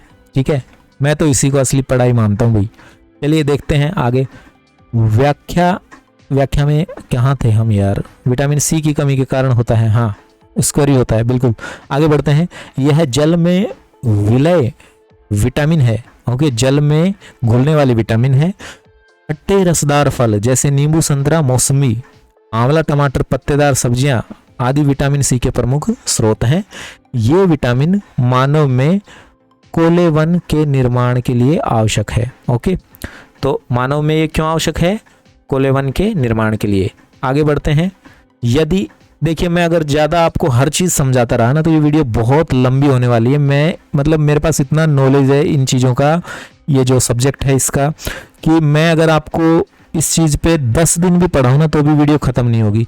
और मेरी एक हैबिट है, एक बार मैं चीज़ में घुस गया तो उसको फिर मैं अंदर तक घुसता ही चला जाता हूँ। इसलिए मैं यार ये नहीं चाह रहा कि वीडियो खामखा लंबा हो जाए। ज़्यादा इतना आपको जानने की ज़रूरत नहीं है यार। फिर भी आप जो बता रहा हूँ उन चीज़ों पर ध्यान करिए, गौर फरमाइए। वो आपके एग्जाम लेवल तक, RS UPSC लेवल तक की चीज़ें बता रहा हूँ आपको, IAS लेवल तक की। ओके, नेक्स्ट देखिए। यदि एक व्यक्ति केवल दूध, अंडे व रोटी का आहार करता है, देखो कितना शानदार, मतलब जस्ट लाजवाब। ओके, एकदम मतलब यार आउट ऑफ वर्ल्ड, इतना शानदार क्वेश्चन है। तो उसको कौन सा रोग होगा? केवल दूध पिए कोई आदमी, अंडे, रोटी, और इसका आंसर मैं आपको पहले ही बता चुका हूं। अगर आपने मेरी बातों को ध्यान से सुना हो तो आप इसको तुरंत चुटकियों में आप इसको हल कर सकते हैं। कैसे? देखिए, केवल दूध पिएगा तो क्या होगा? उसके अंदर सारी विटामिन मिलेंगे ना उसको। सर उसको तो कुछ नहीं होगा, सारी विटामिन तो होती है दूध में, आपने बताया। हाँ, मैंने एक और चीज बताई थी, विटामिन में एक चीज नहीं होती है, सॉरी दूध में एक चीज नहीं होती है, एक विटामिन नहीं होती है, और वो है आपका विटामिन सी। तो भाई साहब विटामिन सी की कमी तो होगी उसके अंदर, होगी ना। तो यार ऑब्वियसली प्लीज यार प्रेजेंस ऑफ माइंड रखिए। मैं आपसे बार बार कह रहा हूँ, दिल से पढ़िए, तसल्ली से पढ़िए, बैठ के पूरा वीडियो इत्मीनान से देखिए। बहुत कुछ नहीं, बहुत बहुत बहुत कुछ सीखेंगे आप। मैं पूरे मूड में हूँ पढ़ाने के आपको। ओके, पूरे मूड में हूँ। बस आप लोगों का सहयोग चाहिए, आप लोगों का प्यार चाहिए, बाकी कुछ नहीं चाहिए। ओके, तो देखो भाई साहब, यदि एक व्यक्ति केवल दूध, अंडे और रोटी खाएगा तो उसके अंदर सारी प्रोटीन्स जाएंगी, सारी विटामिन्स जाएंगी, सभी मिनरल्स वगैरह सब पहुंच जाएंगे। लेकिन जो चीज़ कमी हो जाएगी वो किसकी हो जाएगी? विटामिन सी की। तो उसको स्क्वेरी होगा। ओके, लॉजिकल क्वेश्चन है। और एक चीज़ बताऊं, ये जो सवाल है ना जो आप देख रहे हैं, ये RS ने नकल किया है भाई। मैं बताता हूँ, मैं खुद इसका गवाह हूँ, खुद इसका साक्षी हूँ। RS प्री एग्ज़ाम 1999 का सवाल तो है ये, लेकिन इससे पहले ये UPSC वालों ने शायद दो बार ये एग्ज़ाम, UPSC IAS के एग्ज़ाम में ये सवाल आ चुका है भाई, 2 या 3 बार। तो वहाँ से उठाया इन्होंने इस सवाल को। तो देखो यार, खैर छोड़ो, आगे बढ़ते हैं, क्यों टाइम वेस्ट कर रहे हो। दूध में कौन सा विटामिन नहीं पाया जाता? यार मतलब आंसर कर देना चाहिए था इसको अभी तक। आप लोग आंसर कर देते इसका कमेंट में, बता दो फटाफट कमेंट करके। दूध में कौन सा विटामिन नहीं पाया जाता? पुलिस कांस्टेबल 2006 का सवाल है और आप लोग कमेंट करके मुझे बताओगे अब। ओके, मैं नहीं बता रहा इसका आंसर। आगे बढ़ते हैं। कॉलम 1 को कॉलम 2 से सुमेलित करना था। नीचे 2 कॉलम हैं, इनको मैच करना था, कॉलम 1 कॉलम 2। ओके, RAS 2018 का सवाल है, तो लंजू पंजू सवाल तो है नहीं, पहली चीज तो ये समझिए। सीरियसली इस सवाल को इवैल्यूएट कीजिए अपने आप को और यहाँ पे इसको याद करने की कोशिश कीजिए। देखिए चीनी दिया हुआ है, द्राक्ष शर्करा दिया हुआ है, फल शर्करा दिया हुआ है, दुग्ध शर्करा। ओके, दुग्ध मिल्क में जो शुगर पाया जाता है उसको लैक्टोज कहते हैं। क्या कहते हैं? लैक्टोज। तो यहाँ पे मैच करना था, दुग्ध में तो आप लैक्टोज मैच कर दोगे। तो यहाँ से अगर बात की जाए आगे की, तो फल में जो पाया जाता है उसको फ्रुक्टोज कहते हैं। क्या कहते हैं?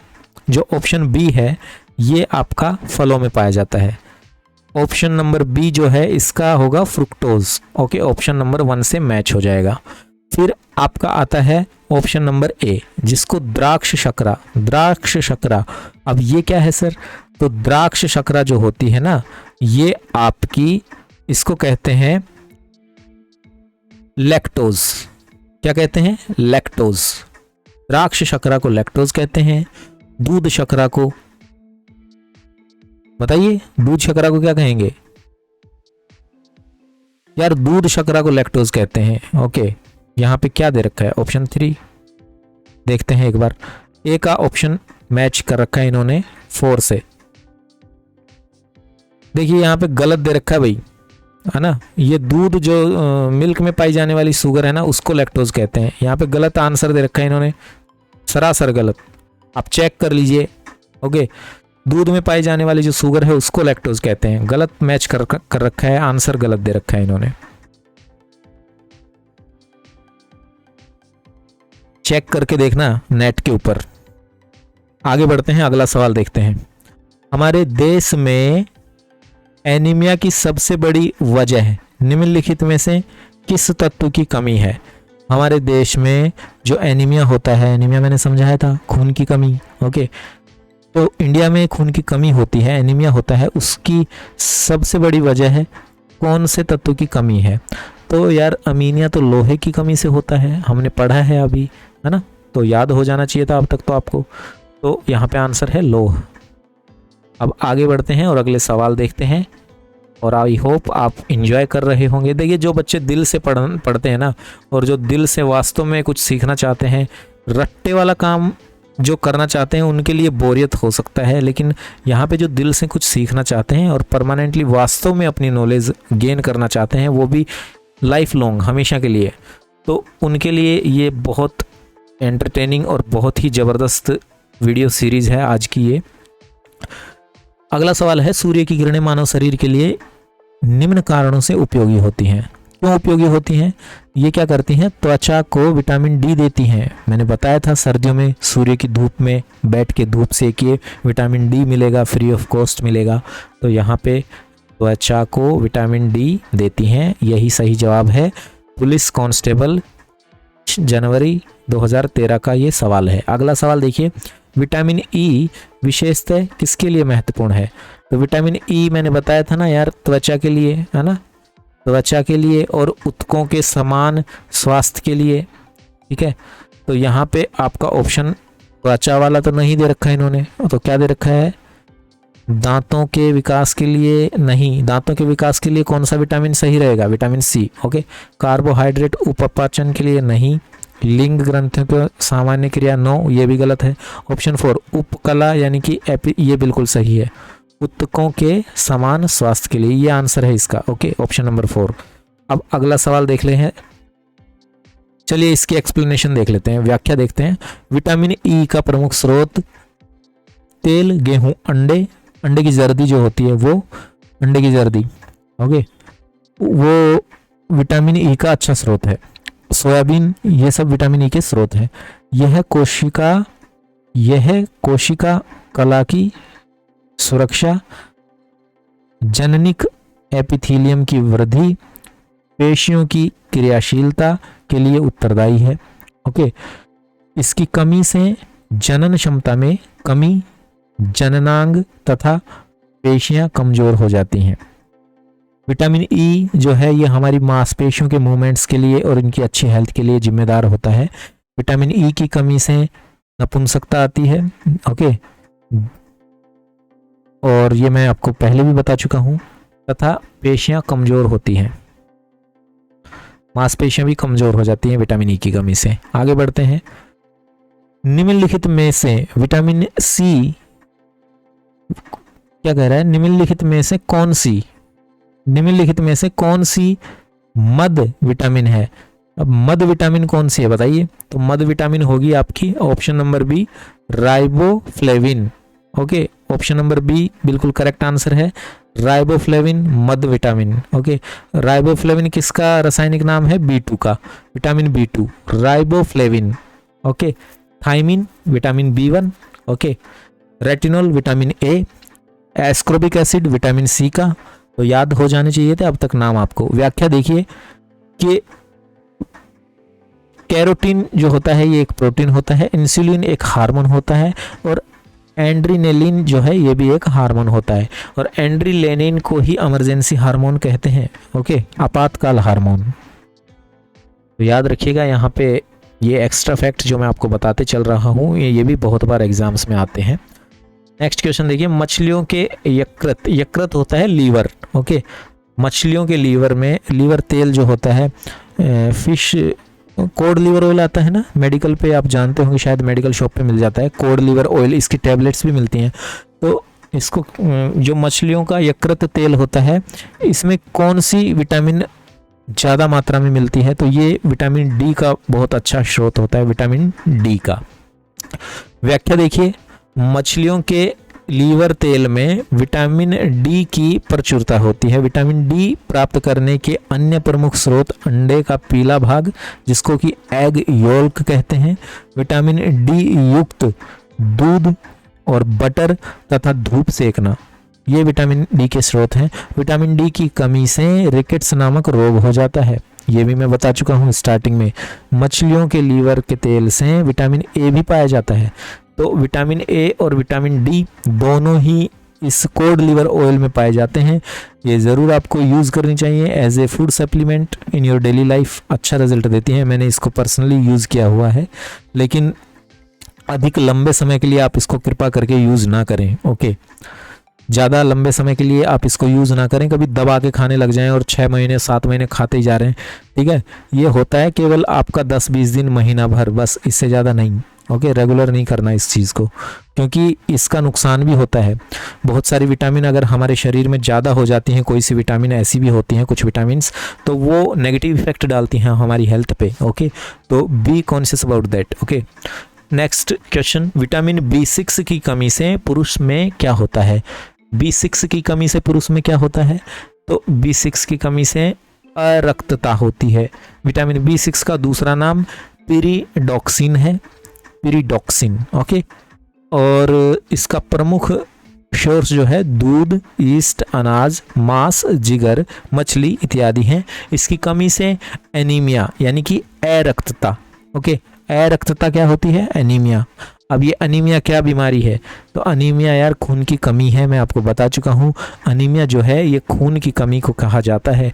अनीमिया बीमारी है ब्लड से संबंधित, खून की कमी से संबंधित। तो अरक्तता होती है विटामिन B6 की कमी से। यह लाल रुधिराणुओं यानी कि जो RBCs होती हैं, रेड ब्लड सेल्स, ओके, लाल रुधिराणुओं तथा प्रतिरक्षी प्रोटीन से बनने की प्रक्रिया को भी प्रभावित कर सकती है। अगला सवाल देखते हैं। 2 सूची दी गई है, मैचिंग करनी है आपको। विटामिन B1, तो विटामिन B1 है आपका थाइमिन, सीधा सीधा तीसरे से मैच होगा। विटामिन B2, विटामिन B2 बताइए, विटामिन B2 अब तक तो आपको याद हो जाने चाहिए थे सब चीज़ें, फिर भी आप तसल्ली से पढ़ते रहिए। आज नहीं तो कल इस वीडियो को दोबारा देखिए, तिबारा देखिए, 50 बार देखिए, आपको याद हो ही जाएंगी लास्ट में, ये गारंटी है। बस आपकी इच्छा होनी चाहिए कि आपको याद करनी है और हमेशा के लिए करनी है। केवल 10 साल के लिए, 5 साल के नहीं कि एग्ज़ाम तोड़ना है, इसके लिए हमेशा के लिए। ओके, B1 जो है थाइमिन है, और B2 जो है इसका जो केमिकल नेम है वो है आपका, रासायनिक नाम B2 का क्या है, B2 का राइबोफ्लेविन। ओके, और B6 का अभी अभी पढ़ा था। ओके, B6 का क्या है भाई रासायनिक नाम B6 का।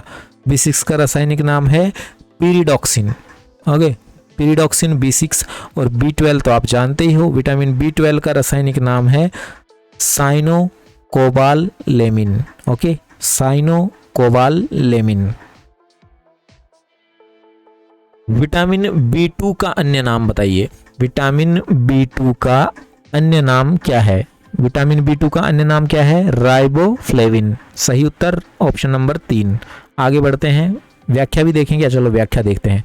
विटामिन B2 एक सूक्ष्म होता है, माइक्रो न्यूट्रिएंट तत्व है। ओके, विटामिन B2 क्या सारे ही जो विटामिन हैं, ये मिनरल्स वगैरह हैं, ये आपको बहुत माइक्रो क्वांटिटी में ही चाहिए, छोटी सूक्ष्म मात्रा में चाहिए होते हैं। विटामिन B6 एक सूक्ष्म पोषक तत्व है जिसे राइबोफ्लेविन और विटामिन B12 सूक्ष्म पोषक तत्व है जिसे राइबोफ्लेविन कहा जाता है। दूध, पनीर, पत्तेदार सब्जी, फलियां, टमाटर, ईस्ट, ये मशरूम इत्यादि विटामिन B2 के अच्छे स्रोत हैं। अगला सवाल देखते हैं, वह धातु कौन सी है जो विटामिन B12 की एक घटक है? तो B12 में क्या पाया जाता है? B12 में कोबाल्ट पाया जाता है। अब याद रखिए आप, B12 में कोबाल्ट नामक धातु पाई जाती है। व्याख्या देखिए, विटामिन B12 का दूसरा नाम साइनोकोबालिमिन है। B12 को क्या कहते हैं? साइनोकोबालिमिन।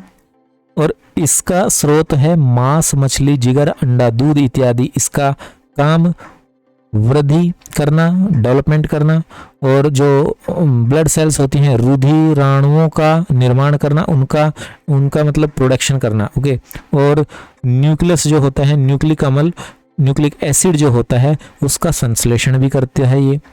Okay, vitamin B12। इसकी कमी से रक्त क्षीणता एवं तंत्रिका तंत्र यानी नर्वस सिस्टम, तंत्रिका तंत्र में गड़बड़ी हो जाती है। विटामिन B12 का प्रमुख घटक कोबाल्ट है। तंत्रिका तंत्र मानव शरीर का एक तरह से आप कह लीजिए सिग्नल्स को जो एक शरीर के एक भाग से दिमाग तक लेके आता है, दिमाग से उस भाग तक लेके जाता है। पूरे शरीर का जो कम्युनिकेशन सिस्टम है ना, एक तरह से मतलब हमारे जो ह्यूमन बॉडी है, आदमी का जो शरीर है, मानव शरीर, इसमें जो एक तरह से कह लीजिए जो जब हम बिल्डिंग बनाते हैं ना, तो हम उसमें इलेक्ट्रिक फिटिंग करवाते हैं घर में, है ना। घर में, किचन में, आपके लिविंग एरिया में, डाइनिंग हॉल में और किचन में और आपके वॉशरूम में, सब जगह आप फिटिंग करवाते हैं। तो ये एक तरह से उससे क्या होता है, उससे आपकी जो मेन पावर सप्लाई आ रही है गवर्नमेंट की तरफ से, वहाँ से लेकर आपके घर के हर एक ब्लॉक में जो है करंट की सप्लाई स्टार्ट हो जाती है। मतलब वहाँ तक, हर कोने तक आपको लाइट मिल जाती है। तो इसी प्रकार ये एक तरह से आपके बॉडी का वायरिंग सिस्टम ही है, नर्वस सिस्टम। ओके, इससे ही सिग्नल का आदान प्रदान होता है कि आपका ब्रेन क्या कहना चाह रहा है, कि आपको दाएं पैर पे कोई चींटी काट रही है, कि बाएं पैर पे कुछ लग गया है, या कुछ भी XYZ। ओके, या जो भी आपको फील होती हैं चीज़ें, जो संदेश सिग्नल उस सपोज करो आपने कांटे पे पैर रख दिया, आपको दर्द फील होगा ना, कहाँ? पैर में, जहाँ पे कांटा लगा है। पैर रख दिया ना, तो पैर में कांटा लगा, आपको दर्द कहाँ फील हुआ? पैर में। लेकिन इसका सिग्नल इतनी फास्ट जाता है ना, इतना मतलब क्या बताऊँ, इसकी गजब स्पीड होती है। जो हमारे बॉडी में सिग्नल्स जाते हैं हमारे ब्रेन तक, हमारे नर्वस सिस्टम से, बहुत ही धुआंधार सुपर फास्ट स्पीड, एकदम मतलब बोले तो जेट फाइटर प्लेन की स्पीड से भी पता नहीं कितने लाख करोड़ गुना अधिक स्पीड से ये फटाफट जाते हैं। ये समझ लो आप सीधी सिंपल भाषा में। ओके, तो तुरंत जैसे कांटा लगा, आपके ब्रेन को सिग्नल मिलता है, भाई साहब कांटा लग गया आपके इस वाले पैर में, और आपको तुरंत दर्द का एहसास हो जाता है with in micro seconds. Even not पूरा कंप्लीट सेकंड भी नहीं होता। ओके, उससे पहले आपको ये एहसास हो जाता है कि कुछ तो गड़बड़ है भैया।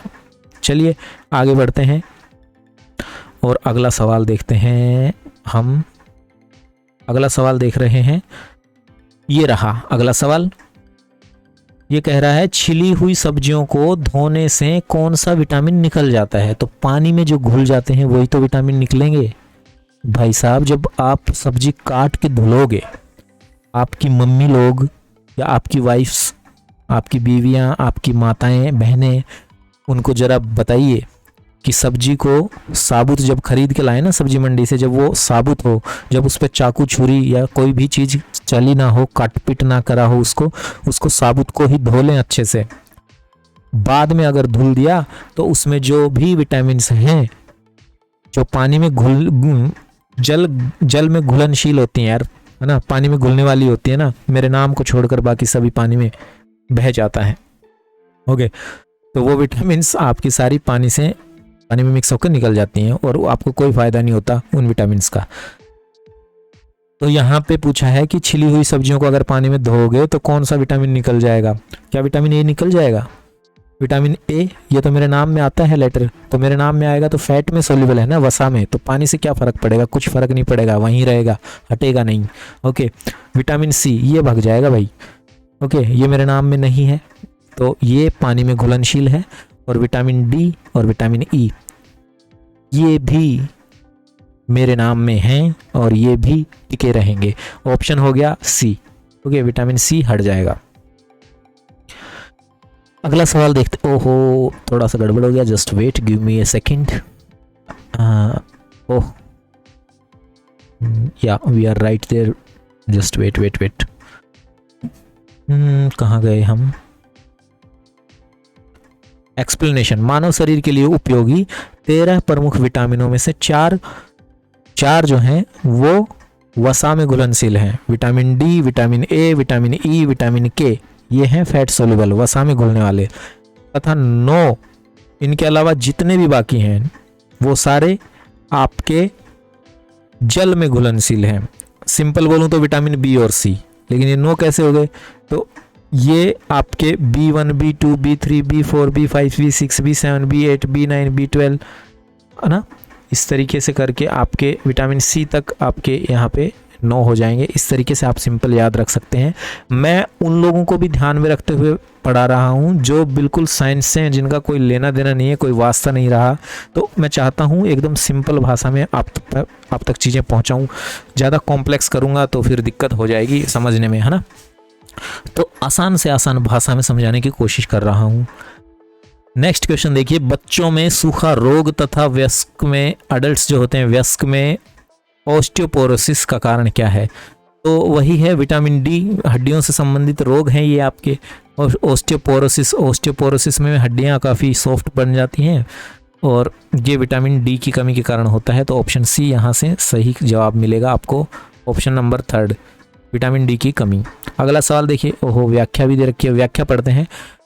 प्रातः कालीन सुबह धूप से मानव शरीर में विटामिन डी उत्पन्न होता है, जान गए हम। आगे, विटामिन डी का रासायनिक नाम कैल्सीफेरोल है, ये भी हमने पढ़ लिया है।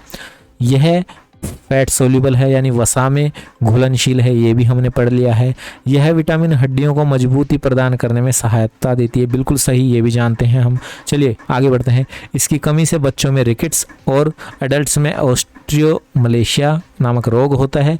रिकेट्स को सूखा रोग के नाम से भी जाना जाता है और रिकेट्स को सूखा रोग के नाम से भी जाना जाता है। सूर्य का प्रकाश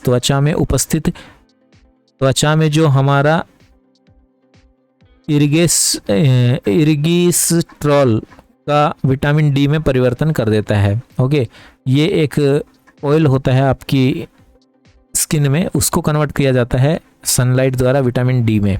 ओके, और पर्याप्त मात्रा में पाया जाता है। ये अंडे, मछली, दूध, घी, मक्खन, इन सब में विटामिन डी पर्याप्त मात्रा में पाया जाता है। अगला सवाल देखिए, विटामिन डी की कमी से होने वाले रोग, रिकेट्स में शरीर का कौन सा अंग प्रभावित होता है? बताइए, रिकेट्स में क्या प्रभावित होते हैं? हड्डियां। यार कितनी बार बताया मैंने, हड्डियों से संबंधित रोग है, कोई दिक्कत नहीं, आगे बढ़ता हूँ।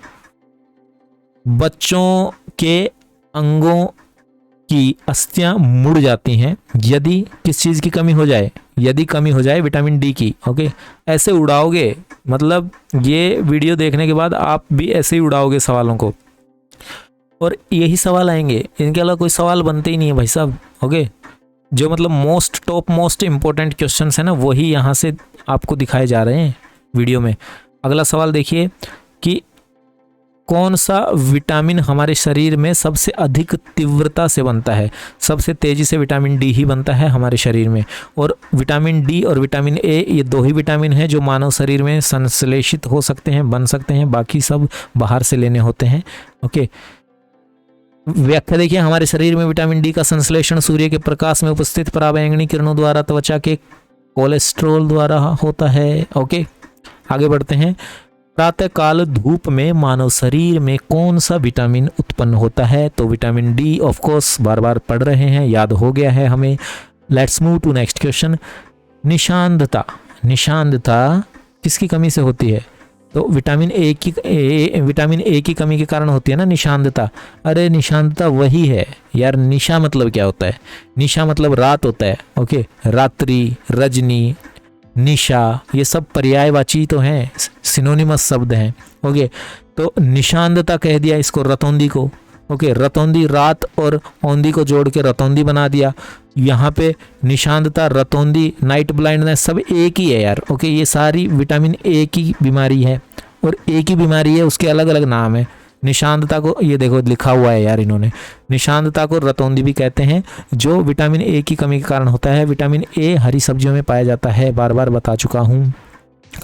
अगला सवाल, मानव शरीर में संक्रमण को रोकने की मदद कौन सा विटामिन करता है? तो विटामिन ए आपके शरीर में संक्रमण को भी रोकता है, ये ध्यान रखिएगा। Vitamin A. ओके, जब कोरोना आया था, याद है आपको क्या बोल रही थी गवर्नमेंट्स?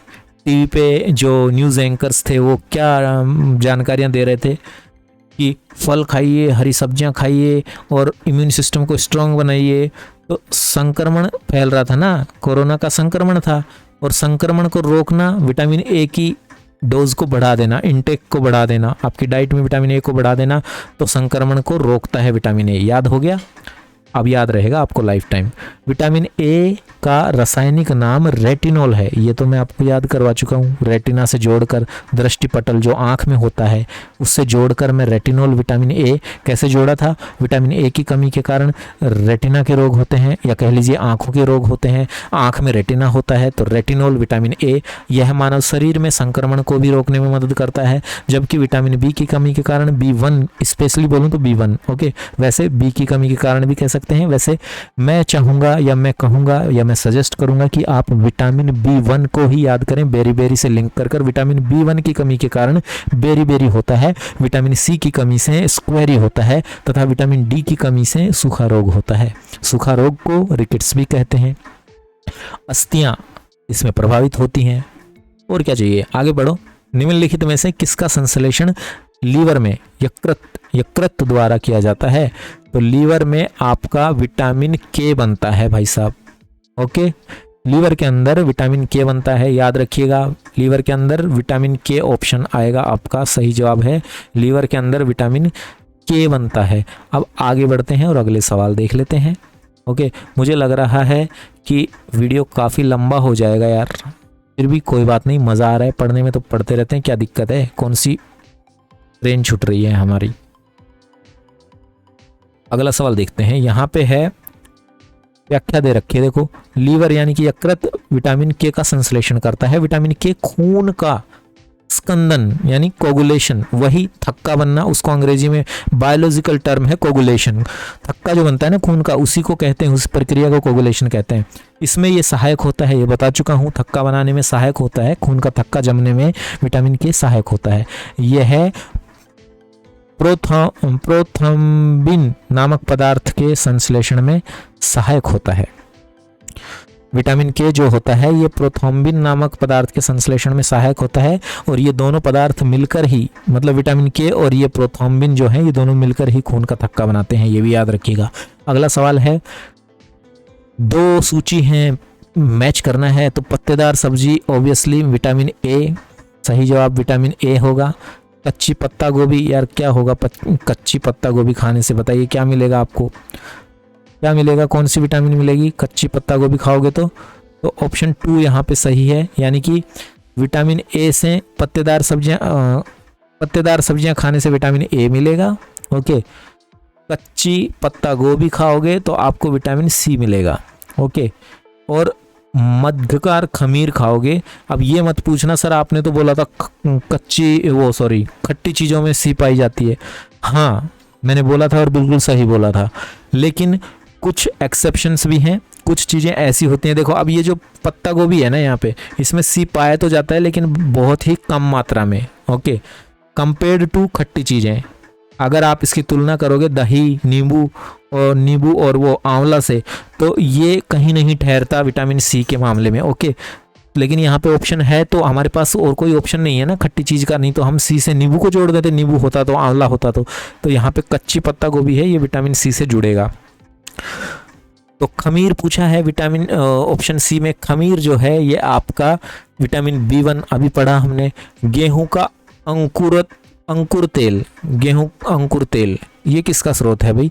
तो ये स्रोत है आपका विटामिन ई का। ओके, विटामिन ई का स्रोत है।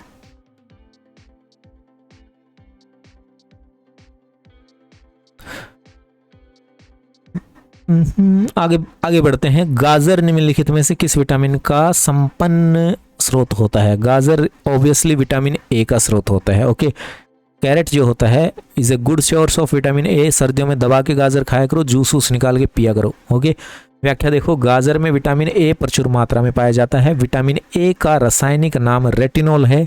इसकी कमी के कारण रतौंधी होता है, ये भी हम जानते हैं। Vitamin A, vitamin D, vitamin E तथा विटामिन के सब वसा में घुलनशील होते हैं। और इनके अलावा जो बच गए विटामिन बी तथा सी, ये सारे विटामिन जल में घुलनशील होते हैं। बार बार पढ़ रहे हैं आप इसको स्टार्टिंग से। प्रोटीन क्या है भाई? प्रोटीन क्या होता है? प्रोटीन एक पॉलीपेप्टाइड होता है। ओके, पॉलीपेप्टाइड, पॉली का मतलब क्या होता है पता है? POLY, पॉली क्या होता है? पॉली मतलब एक से ज़्यादा चीज़ें सेम तरह की जुड़ी हैं, पॉली बोलते हैं उसको। ओके, पॉलीइथीन, जो आप पॉलीथीन यूज़ करते हो ना, बैग पॉलीथीन वगैरह सब्जी वगैरह लेके आते हो ना, वो एक्चुअल में अगर करेक्ट प्रोनाउंसिएशन उसका करोगे तो वो होता है पॉलीइथीन। यानी कि दो केमिकल्स उधर, मतलब इथीन नाम की जो केमिकल जो तत्व है इथीन नाम का, वो उसकी चेन बनी हुई है, उससे वो प्रोडक्ट बना है पॉलीथीन। ओके, लेकिन जल्दबाजी में इथीन तो कोई बोलता ही नहीं, पॉलीथीन बोलते हैं सब, पॉलीथीन। ओके, पॉलीइथीन होता है वो। ओके, प्रोटीन क्या है?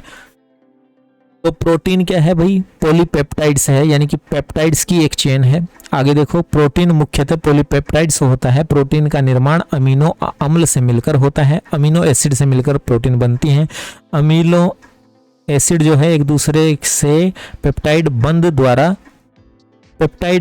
द्वारा ये जुड़े होते हैं। आगे बढ़िए, नेक्स्ट क्वेश्चन देखिए। अगला सवाल है, इनमें से किसमें प्रोटीन की मात्रा सबसे अधिक है? बताइए, किसमें प्रोटीन की मात्रा सबसे अधिक है? तो प्रोटीन की मात्रा इनमें से जो सबसे अधिक है वो दाल के अंदर। ओके, पुलिस कांस्टेबल एग्जाम 2007 का ये सवाल है। दालों में, तभी तो डॉक्टर सलाह देते हैं दाल वाल खाया करो, तो दालें प्रोटीन का अच्छा स्रोत होती हैं भाई। एक्सप्लेनेशन हम नहीं पढ़ेंगे भाई, क्योंकि वीडियो काफ़ी लंबा हो जाएगा। ओके, सिंपल सा आंसर था, उसके लिए इतनी बड़ी एक्सप्लेनेशन पढ़ने से क्या मतलब है, ये बताइए। एंजाइम मूल रूप से क्या है? एंजाइम एक्चुअली प्रोटीन ही होता है, ये याद रखिएगा। एंजाइम्स जो होते हैं ना, ये हमारे मेटाबॉलिज्म प्रोसेस को फास्ट करते हैं। एंजाइम एक्चुअली ये प्रोटीन होता है। ओके, आगे बढ़ते हैं, अगला सवाल देखते हैं। और अगला सवाल है आपका, एंजाइम होते हैं, एंजाइम क्या होते हैं? अभी तो बताया यार, कार्बनिक पदार्थ। अच्छा, यहाँ पे कुछ अलग ऑप्शन दे दिए हैं उसने, तो बिल्कुल कार्बनिक पदार्थ होते हैं एंजाइम, सही है। कार्बन से बने हुए पदार्थ होते हैं। ओके, एंजाइम प्रमुख रूप से प्रोटीन होते हैं। एंजाइम एक कार्बनिक पदार्थ है जो कि एक रासायनिक अभिक्रिया को 10⁻16 गुना बढ़ा सकता है। मैंने बताया आपको कि ये मेटाबॉलिज्म को, जो केमिकल रिएक्शंस होते हैं ना, एंजाइम उनको बहुत फास्ट कर देते हैं। ओके, तो अब बॉडी में ये हमारा मेटाबॉलिज्म रेट वगैरह को फास्ट करते हैं। आगे देखिए, प्रोटीन को निम्नलिखित में से क्या माना जाता है? प्रोटीन को शरीर का निर्माण करने वाला, मतलब building blocks of human body, building blocks of body अगर पूछ लिया जाए, वैसे ये सवाल पूछा गया है बहुत बार परीक्षाओं में, जो मैं बोल रहा हूँ कि building blocks of human body, मानव शरीर का निर्माण करने वाला कौन सा तत्व होता है? तो ये प्रोटीन ही होता है। ओके, अब इसको कैसे याद रखें सर? मैं आपको अभी याद करवाता हूँ, चुटकियों में याद रहेगा और हमेशा के लिए, जिंदगी भर याद रहेगा, ये भी वादा है। देखो, जो लोग जिम जाते हैं ना, उनको क्या खाने की सलाह दी जाती है? ज़्यादा से ज़्यादा वो क्या खाते हैं? प्रोटीन्स खाते हैं भाई साहब। ओके, क्यों खाते हैं? क्योंकि यार प्रोटीन ही हमारे शरीर का निर्माण करने वाला होता है। ओके, बिल्डिंग ब्लॉक होता है एक तरह से। यूँ समझिए, जब मकान बनाते हैं तो बिल्डिंग ब्लॉक क्या होता है उधर, मतलब स्मॉलेस्ट यूनिट जो बिल्डिंग खड़ी करी गई है वो ईंट होती है ना, ईंट रख रख के आपने पूरी बिल्डिंग तैयार कर दी है। तो इसी तरीके से मानव शरीर जो तैयार होता है वो प्रोटीन से तैयार होता है। प्रोटीन हमारे शरीर के लिए ईंट की तरह ही होती है। जैसे मकानों में ईंट का महत्व है, उसी तरीके से शरीर के बनाने में प्रोटीन का महत्व है। तो अब याद रखिएगा, प्रोटीन जो है वो बॉडी बिल्डर्स, जिम में जो लोग जाते हैं, बॉडी बनाने का शौक रखते हैं, उनको दिया जाता है। ओके, उनको खाने की सलाह दी जाती है, प्रोटीन खाओ। प्रोटीन के लिए वो लोग क्या खाते हैं, अंडे, ओके, मांस और सोयाबीन खाते हैं दबा के, और आपका पनीर वगैरह खाते हैं। तो ये ही कारण है। ओके, और कोई कारण नहीं है प्रोटीन खाने का। बिल्डिंग ब्लॉक्स होते हैं प्रोटीन, याद रहेगा आपको लाइफ टाइम। ओके, आगे बढ़ते हैं। प्रोटीन की दृष्टि से किस भोजन का जैविक मान सर्वाधिक होता है? प्रोटीन की दृष्टि से किस भोजन का जैविक मान सर्वाधिक होता है? तो हेडमास्टर एग्जाम 2012 में पूछा ये सवाल है। और प्रोटीन की दृष्टि से अंडे का मान जो है, अंडे में सबसे ज़्यादा, यार सिंपल भाषा में बोलो ना, ये पूछ रहा है कि प्रोटीन किस में पाई जाती है सबसे ज़्यादा इन चारों में से। सीधी सी बात है, अंडे में प्रोटीन सबसे ज़्यादा पाई जाती है चारों में से। मैंने बता दिया था स्टार्टिंग में, अंडा जो है ये आपका प्रोटीन का पावर हाउस होता है। गुणवत्ता के आधार पर सबसे अच्छा प्रोटीन अंडे में, और मात्रा के आधार पर सर्वाधिक प्रोटीन सोयाबीन में। सोयाबीन ऑप्शन में है, यहाँ पे है नहीं, तो गुणवत्ता के आधार पर हम अंडा आंसर करेंगे यहाँ पे। अगला सवाल देखो, खाद्य प्रोटीन के 2 सबसे समृद्ध ज्ञात स्रोत, तो ये हैं आपके सोयाबीन और मूंगफली। ओके, सोयाबीन और मूंगफली। नेक्स्ट क्वेश्चन देखिए, उंगली के नाखून में विद्यमान प्रोटीन। ये बहुत अच्छा सवाल है, आई लव दैट क्वेश्चन। बहुत ही प्यारा क्वेश्चन पूछा और बहुत यूनिक भी है। हालांकि यहाँ पे लिखा नहीं हुआ कि किसी एग्जाम में पूछा, लेकिन आपको बताऊं तो काफी डीप गहराई में जाने वाली नॉलेज है इस क्वेश्चन में। देखिए, एक प्रोटीन होता है जिसका नाम है कैरोटीन। ये कैरोटीन है ना, इसी से हमारे बाल, भेड़ों की जो ऊन होती है भेड़ के शरीर पे, वो ऊन, वूल, ओके, और आपका बाल और आपका जो नाखून है, ये सारी चीजें इसी प्रोटीन से बनी होती हैं। याद रखना, बहुत इंपॉर्टेंट नॉलेज दे रहा हूँ, बहुत अच्छी नॉलेज दे रहा हूँ आपको। ये सारी चीजें प्रोटीन से बनी होती हैं, लेकिन ये डेड सेल्स होती हैं, मृत कोशिकाएं होती हैं। इसी कारण इनमें दर्द नहीं होता। बाल कटवाते हो नाई से, दर्द होता है? नहीं होता ना। और एक और ज्ञान आपको देना चाहूंगा, देखिए, सॉरी माफी चाहूंगा, कोई ये बोले कि यार ज्ञान पेल रहा है। ज्ञान पेलने एक्चुअली यार मैं रोक नहीं पाता खुद को। जब मुझे कुछ पता होता है ना, मैं चाहता हूँ कि आप लोगों को भी पता लगे, क्योंकि मैंने इस फील्ड में, साइंस वाले फील्ड में बहुत समय बिताया है। ओके, और मैं एक्चुअली दोनों सब्जेक्ट का स्टूडेंट रहा हूँ, बायोलॉजी और as well as math. Okay, दोनों सब्जेक्ट मेरे पास थे, और मैंने, पर छोड़ो, अपना स्टोरी में यहाँ पे नहीं ओपन करना चाहूँगा, क्योंकि वीडियो काफ़ी लंबा हो गया है ऑलरेडी, और भी लंबा हो जाएगा, फिर कभी बात करेंगे इस मैटर पे। यहाँ पे आप बात सुनिए काम की। ये प्रोटीन जो है, ये कैरोटीन, ये आपके नाखून और आपके बालों में, और भेड़ की जो ऊन होती है उसमें, सब में पाया जाता है। इन सब चीज़ों में बालों में दर्द नहीं होता, क्योंकि नाई के पास जाते हो, काटवाते हो, कभी फील हुआ दर्द हो रहा है? नहीं हो रहा है, क्योंकि वो डेड सेल्स, मृत कोशिकाओं के बने होते हैं। इसी तरह से नाखून का हाल है। नाखून का वो हिस्सा जो आपके शरीर से जुड़ा होता है, उसी के कटने पे दर्द होता है। बाकी जो बड़ा हुआ भाग होता है वो डेड होता है, आगे से उसको कट करोगे कोई दर्द नहीं होगा। और जो मेन बात बता रहा था ना, वो ये था कि आदमी के बाल जो होते हैं ना, बाल, हमारे जो बाल होते हैं, चलो आप ही बताना यार कमेंट करके। इस बहाने आप सर्च तो करोगे, कुछ पढ़ोगे तो सही, और जब खुद से कुछ सर्च करके पढ़ोगे ना, वही आपको याद रहेगा। देखिए, आपको बकवास लग सकता है सर्च करने के लिए, लेकिन मैं चाहूँगा कि आप दिल से इसको सर्च करें, और नहीं मिले तो मुझे कमेंट करें, इधर मैं बताऊँगा आपको। ओके, या टेलीग्राम चैनल पे कमेंट कर देना, वहाँ बता दूंगा कि बाल जो हैं आदमी के, ये खोखले होते हैं या ठोस होते हैं। बस यही सवाल है, इतना सा बता देना मुझे सर्च वर्च करके कहीं से। वैसे आपको मिल जाएगा इंटरनेट पे, कोई ऐसी चीज़ नहीं है जो मिल नहीं सकती। ओके, कमेंट करना इसी वीडियो के कमेंट्स में। चलिए आगे बढ़ते हैं। यार यहाँ पे व्याख्या भी पढ़ना चाहेंगे, व्याख्या पढ़िए यहाँ की। ओके, उंगली के नाखूनों में प्रमुख रूप से अल्फा कैरोटीन होता है। अब देखो ये जो कैरोटीन होता है ना, अब ये इसने और गहराई में घुसा दिया आप लोगों को। ये जो कैरोटीन होता है ना, ये भी दो तरह का होता है। उंगली के जो नाखून होते हैं, उंगली के क्या, पैर की उंगली हो चाहे हाथ की, कोई सी भी उंगली हो, नाखून तो नाखून होता है ना, नाखून होता है ना जो, उसमें अल्फा कैरोटीन होता है। इसके सूत्रवत अणुओं की त्रिविमीय आकृति अल्फा कुंडली के बने द्वितीयक स्तर की संरचना के कारण होती है। नाखूनों के अलावा यह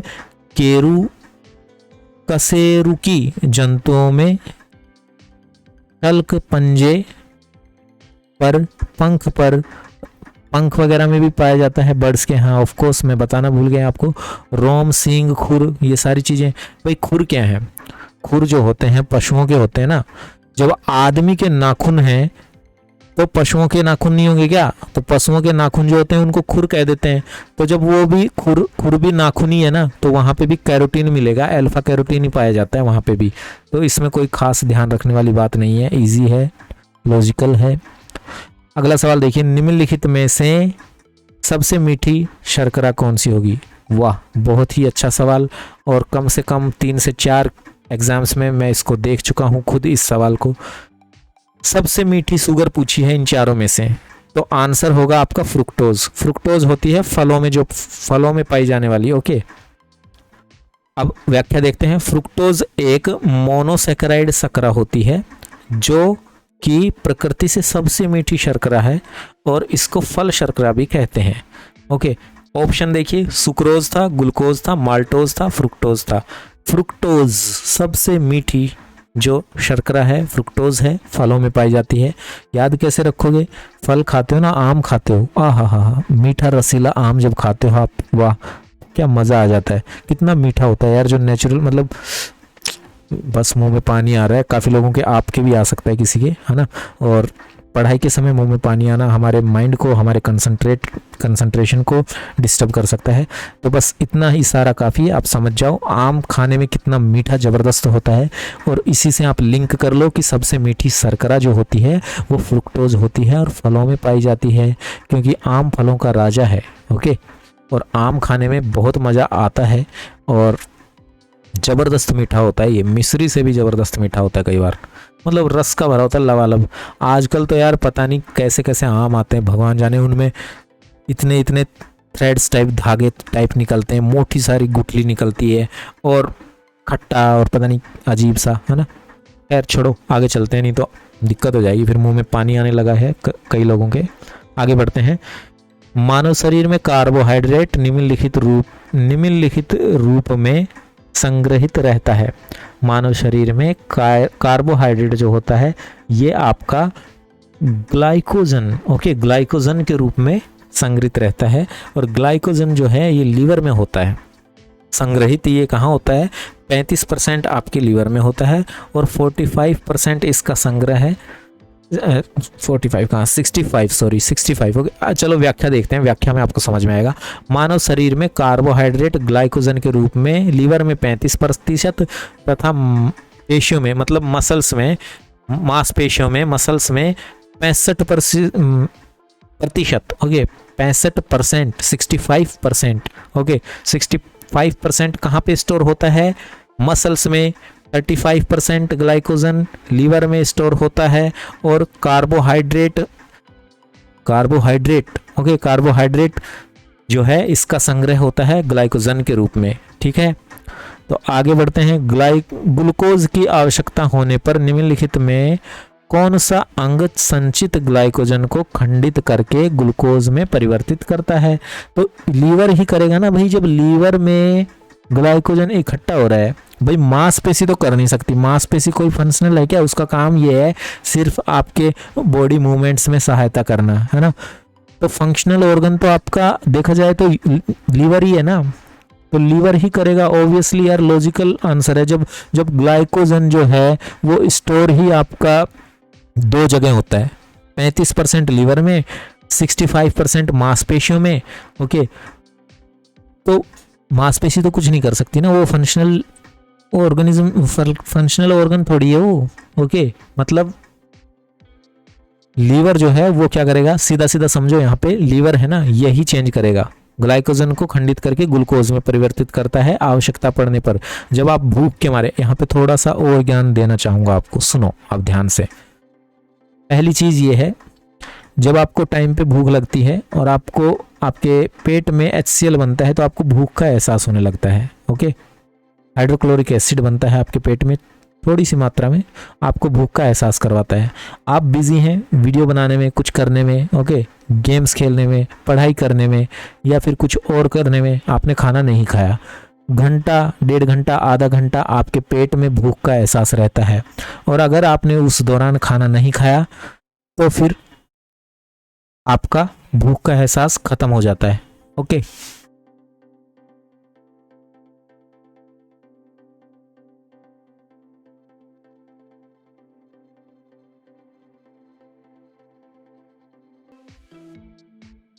अब जब वो भूख का एहसास खत्म हो गया तो आप उसको समझिए क्यों हो गया खत्म।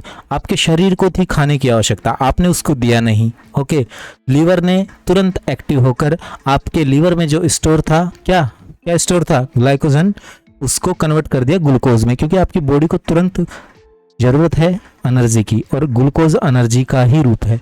तो एनर्जी मिल गई आपके बॉडी को और आपके जो भूख थी वो मर गई। इसी को कहते हैं भूख का मरना। ओके, भूख का मरना। तो अब आप भी ज्ञान दें, आप भी ज्ञान पे लें, अपने घर में, अपने छोटों पर, अपने रिलेटिव्स में, कहीं भी, क्योंकि ज्ञान का होना बहुत जरूरी है। ज्ञान होना चाहिए यार, ये जर्नल साइंस है, ओके, डेली लाइफ की, तो ये पता होनी चाहिए चीज़ें। वैसे ये देखा जाए तो एक साइंस के स्टूडेंट को, और जैसे जिसे मैंने मेडिकल फील्ड से मैं जुड़ा हुआ हूँ MBBS वगैरह से, तो उसी बंदे को इतना ये पढ़ाया जाता है। लेकिन खैर आपको यहाँ पे मिल गया है फ्री ऑफ कॉस्ट, अच्छी बात है, होना भी चाहिए नॉलेज, जितना हो उतना कम है। ओके, देखिए व्याख्या। यकृत यानी लीवर रक्त को ग्लूकोज वाले भाग को सॉरी फिर से पढ़ता हूँ। लीवर रक्त के ग्लूकोज वाले भाग को ग्लाइकोजन में परिवर्तित कर देता है, जो संचित पोषण तत्वों के रूप में यकृत कोशिकाओं को, जिनका नाम है हार्पेटिक सेल्स, ये बहुत इंपॉर्टेंट है, याद रखने लायक बात है, पॉइंट करना चाहूंगा, नोट डाउन करिए। हार्पेटिक सेल्स जो हैं ये लीवर की कोशिकाएं होती हैं, एग्जाम में पूछा गया है कई बार। ये क्या करती हैं, इनमें संचित हो जाता है, क्या चीज, क्या संचित हो जाता है, ग्लाइकोजन। ओके, देखो फिर से पढ़ो, लीवर की रक्त के ग्लूकोज वाले भाग को ग्लाइकोजन में कन्वर्ट कर देता है, जो कि लीवर की हार्पेटिक कोशिकाओं में संचित हो जाता है, स्टोर हो गया ग्लाइकोजन। ठीक है, रक्त को विभिन्न अवयवों के लिए ग्लूकोज की आवश्यकता होने पर लीवर संचित ग्लाइकोजन को खंडित करके ग्लूकोज में परिवर्तित कर देता है।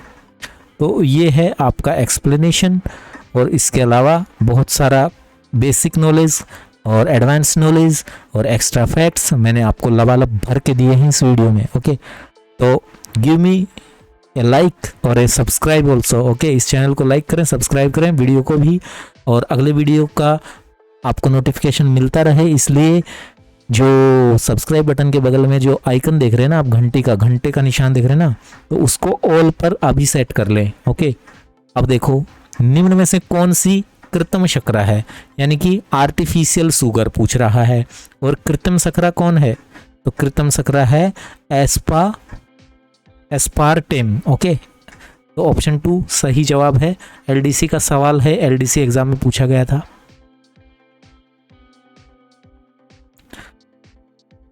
आगे बढ़ते हैं भाई, बहुत लंबा वीडियो बनता जा रहा है।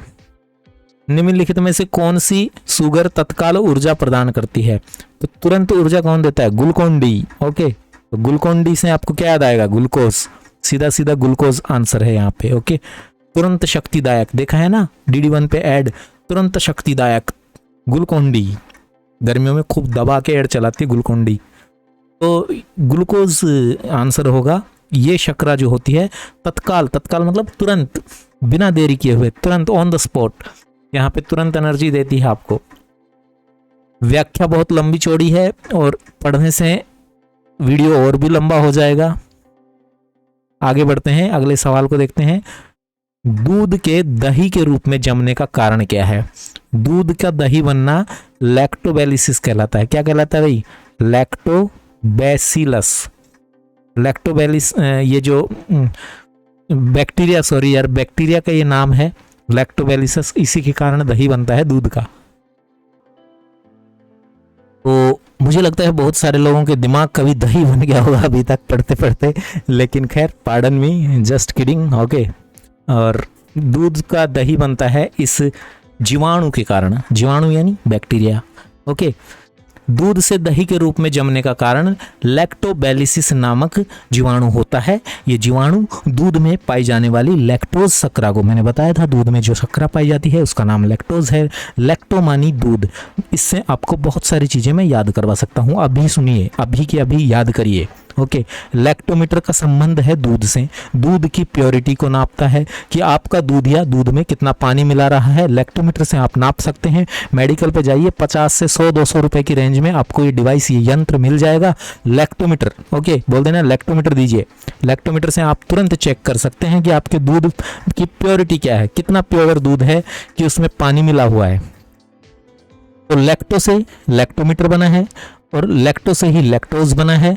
तो लैक्टो जहाँ पे शब्द आ गया, एक टॉफी आती थी जब मैं बच्चा था, मैं भी बच्चा था ना एक बार, तो आपकी तरह ही, हाँ यार अभी भी बच्चा ही हूँ। देखिए इंसान केवल क्या है, उम्र क्या है इंसान की यार, उम्र एक जस्ट ए डिजिट होता है, एक नंबर ही तो है। बाकी बच्चा या बूढ़ा है वो उसकी मैच्योरिटी, उसके दिल पे उसकी मतलब फीलिंग्स क्या है, कैसा वो उसका बिहेवियर है, वही तो चीज़ें दर्शाती हैं कि बच्चा है ये बूढ़ा है, ओके। तो खैर वो सब पार्डन, यहाँ पे टॉपिक से हट गए हम थोड़ा, आइए दोबारा से बैक। और यहाँ पे देखिए जो लैक्टो शब्द है ना, लैक्टो कैरामाइन, एक चॉकलेट आती थी, एक टॉफ़ी आती थी बड़ी ज़बरदस्त, तो वो भी दूध से ही बनती थी। और यहाँ पे पता नहीं दूध से बनती थी या नहीं, लेकिन बड़ी स्वादिष्ट थी यार, ये तो मुझे याद है, उसका स्वाद बड़ा ज़बरदस्त था, ओके। एक टॉफ़ी आती थी पान पराग नाम से, पान पसंद नाम से, वो भी बड़ी मस्त टॉफ़ी थी। एक टॉफ़ी आती है, अभी भी आती है, आप शॉप पे ट्राई करना, जिसने नहीं खाई है ये वाली टॉफ़ी खा के देखना, गुलकंद नाम से। गुलकंद नाम से बड़ी ही मस्त रैपिंग होके, बहुत ही खूबसूरत, उसका पिंक कलर और उस पर गोल्डन में लिखा होगा गुलकंद, और वो भी कर्सिव राइटिंग के अंदर, है ना, अलग एकदम स्टाइलिश गुलकंद लिखा होगा गोल्डन कलर से, और उसका पिंक बैकग्राउंड होगा, मतलब पूरा पेपर पिंक कलर में वो रैप होगी। और गुलकंद नाम से जब आप उसको खाओगे और चबाओगे ना बीच में, तो आपको पता लगेगा मज़े का, ओके। गुलकंद बहुत अच्छी टॉफ़ी है, वो भी मैंने खाई है। तो देखो लैक्टोज शर्करा जो है, इसका किण्वन करके लैक्टिक अम्ल बनते हैं, जिसके कारण दूध दही में परिवर्तित हो जाता है। लैक्टोज शक्कर जो होती है, लैक्टोज जो शुगर होता है, ये टूट कर कन्वर्ट हो जाता है लैक्टिक एसिड्स में, इसके कारण लैक्टोबैलिसिस बैक्टीरिया के कारण, और दूध का क्या बन जाता है, दूध की दही बन जाती है, ओके। तो याद हो गया होगा अब, है ना। ऐसे इंटरेस्टिंग तरीके से याद करने की कोशिश करोगे, हो ही जाएगी याद चीज़ें, ओके। आगे बढ़ते हैं और देखते हैं नेक्स्ट क्वेश्चन क्या कहता है हमारा। अगला सवाल कह रहा है, मानव शरीर में कार्बोहाइड्रेट किस रूप में संचित होते हैं? यह मैं बता चुका हूँ, ग्लाइकोजन 35% लीवर में, 65% आपकी मांसपेशियों में। व्याख्या पढ़ने की कोई ज़रूरत नहीं है, बहुत लंबा वीडियो होता जा रहा है। आगे बढ़ते हैं, मैं चाहता हूँ कि ज़्यादा से ज़्यादा सवाल कवर हों, ओके।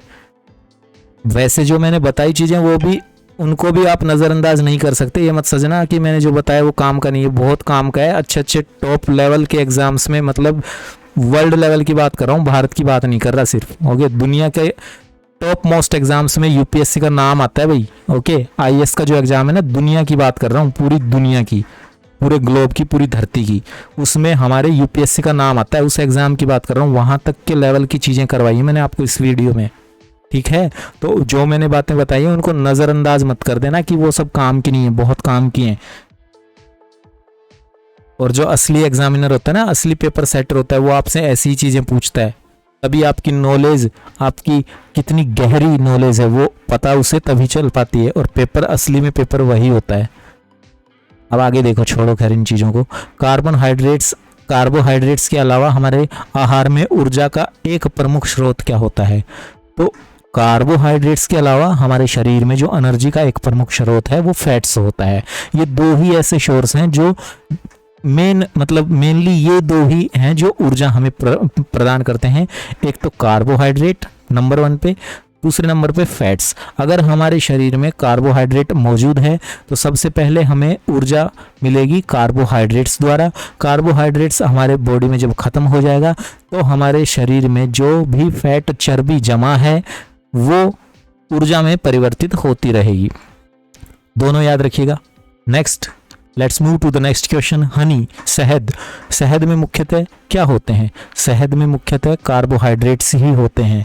ओके, तो ये भी याद रखिएगा, पूछा जा सकता है शहद में क्या होता है। शहद चाटते तो बहुत हो गया आप, लेकिन पता नहीं होगा ना, डेफिनेटली नहीं पता होगा बहुत लोगों को, आई श्योर। और हाँ, मैं 100% श्योर हूँ। और एक चीज़ के लिए और श्योर हूँ, बहुत सारे लोगों को ये भी नहीं पता होगा, पूरा दिन मोबाइल में घुसे रहते हैं, पूरा दिन मोबाइल चलाते हैं, लेकिन उनको ये भी नहीं पता होगा कि मोबाइल के आविष्कारक का नाम क्या है, क्योंकि उनको अभी तक ये चीज़ ज़रूरत पड़ी नहीं भाई साहब, है ना। किसी दिन एग्जाम में पूछ ले तब जागेंगे। मैं बताता हूँ क्या है ना, यहीं से सीख लो, आप याद कर लो। मोबाइल का जो आविष्कारक है उसका नाम है मार्टिन कूपर। क्या नाम है? Martin Cooper. याद हो गया? मोबाइल का जो आविष्कारक है उसका नाम क्या है? Martin Cooper. अब मोबाइल आ गया तो टेलीफोन क्यों छोड़ दिया? उसको भी देखो, टेलीफोन का जो आविष्कारक है उसका नाम है ग्राहम बेल। ठीक है। और क्या बताऊं आपको? हाँ, एक और चीज बता देता हूं, डेली लाइफ से जुड़ी हुई है। SIM, SIM, SIM card. Mobile के अंदर जो छोटी सी चिंगू सी लगाते हो ना आजकल आप, नैनो वाली आ गई है छोटी वाली, वो उसकी फुल फॉर्म क्या है? बताओ कमेंट करके, क्या है उसकी फुल फॉर्म? यार देखो, अब मैं साइंस से हूँ और दोनों ही फील्ड मैंने पढ़े हैं, डॉक्टरी वाला भी और इंजीनियरिंग वाला भी। तो मैं आपको बता दूं, अगर मैं ज्ञान पेलने बैठ गया भाई साहब, ये वीडियो यहीं पे 10 घंटे भी क्या 24 घंटे भी ख़त्म नहीं होगी। इतना ज्ञान पेल दूंगा, इतना ज्ञान दे दूंगा आपको, लेकिन वो आपको कहीं ना कहीं बोर कर देगा, क्योंकि आपको, फिर भी मैं आपको बता देता हूँ, सिम कार्ड जो होता है ना, इसकी फुल फॉर्म होती है subscriber integrity module. Okay, sorry, subscriber identity module. Integrity नहीं होता भाई, आइडेंटिटी होता है। Subscribers identity module. अब ये क्या है, इन शब्द का भी अलग अलग मीनिंग है। सब्सक्राइबर्स वो होते हैं जो उस फोन कंपनी की सेवाएं ले रहे हैं, तो आइडेंटिटी वो होती है जो उस आदमी की पहचान करती है। अब मॉड्यूल क्या बला है, इसके लिए मैं आपको सॉफ्टवेयर इंजीनियरिंग या कंप्यूटर साइंस इंजीनियरिंग के गहरे दरिया में डुबोना नहीं चाहता। बस आप ये समझ लीजिए मॉड्यूल एक छोटा सा प्रोग्राम होता है, कंप्यूटर का एक छोटा सा हल्का फुल्का सॉफ्टवेयर होता है, जो कि उस सिम कार्ड में एक छोटी सी IC इंटीग्रेटेड सर्किट लगा होता है। सिम कार्ड को अगर तोड़ के कभी देखोगे गौर से, तो उसके अंदर ना आपको एक छोटी काले कलर की तिल जैसी आकृति की, छोटी तिल के साइज की एक IC कार्ड मिलेगी। उसके अंदर मेमोरी होती है सिम कार्ड की, है ना। कभी सिम कार्ड को गौर से देखिए, ओके, आपको पता लगेगा कि उस सिम कार्ड के अंदर एक छोटी सी मेमोरी कार्ड होती है, और उस सिम कार्ड के ऊपर भी लिखा होता है, बाहर तोड़ने की भी जरूरत नहीं है, उसके ऊपर लिखा होगा 64K, यानी कि 64 किलोबाइट। ओके, 64K लिखा होगा, देखना ध्यान से कभी, पता नहीं आजकल आता है कि नहीं, पहले वाली सिम कार्ड्स पे काफ़ी आता था, जो फुल साइज की सिम कार्ड्स थी उस पे लिखा रहता था। ओके, खैर छोड़ो यार, क्या मैं आपको बताने लग गया। आगे व्याख्या देखो। शहद जो है मधुमक्खियों द्वारा प्राप्त होता है। मधु मनुष्य के लिए एक प्राकृतिक शक्तिवर्धक एवं रोगाणुरोधक अम्लीय पदार्थ होता है। इसमें प्रमुख रूप से ग्लूकोज एवं फ्रुक्टोज शर्कराएं होती हैं। इसके अलावा डाइस्टेज, इन्वर्टरेज, कैटिलेज, लाइपेज इत्यादि एंजाइम कई लाभदायक लवण होते हैं। कार्बनिक अम्ल, tartaric, citric acid, malic acid, ये सब होता है इसमें। मधु को घाव पर लगाने से घाव में रोगाणुओं का संक्रमण नहीं होता और घाव के शीघ्र ठीक होने में सहायता मिलती है। ओके, अब मेरे को और कुछ याद आ रहा है, लेकिन मैं बताऊंगा नहीं यार, क्योंकि बहुत लंबा हो जाएगा प्रोसेस पूरा वीडियो का यार। देखो यार, छोड़ो। शहद है ना, शहद ये कभी भी खराब नहीं होता है, स्पॉइल नहीं होता है, चाहे 100 साल रख दो आप इसको, सड़ेगा नहीं वो, उसका रीज़न है। अब रीज़न क्या है वो फिर कभी बताऊंगा, आगे देख लो आप। एक पोषण स्तर से दूसरे पोषण स्तर तक औसतन कितनी ऊर्जा का, केवल आपका 10% ऊर्जा। ओके, महिला पर्यवेक्षक परीक्षा 2015 में।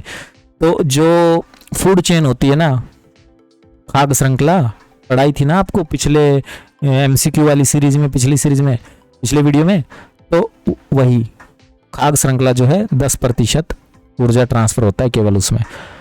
अगला सवाल देखिए, खाद्य पदार्थों को खराब होने से बचाने के लिए प्रयोग किया जाता है क्या? Citric acid. खाद्य पदार्थों को खराब होने से बचाने के लिए साइट्रिक एसिड का प्रयोग किया जाता है। खाद्य पदार्थों का संरक्षण के लिए बेंजोइल अम्ल, ओके, कौन सा एसिड? बेंजोइल एसिड का काम में लिया जाता है। अगला सवाल देखिए, पालक के पत्ते किस में प्रबल होते हैं? पालक के पत्ते मैंने बताया यार आपको स्टार्ट में, लोहा होता है, आयरन होता है उनमें। ओके, अगला सवाल देखिए, सबसे अधिक आयरन तो मेथी में होता है, लेकिन पालक के पत्तों में भी आयरन होता है। ओके, आयरन रक्त में हीमोग्लोबिन का निर्माण भी करता है भाई, ये भी याद रखिएगा।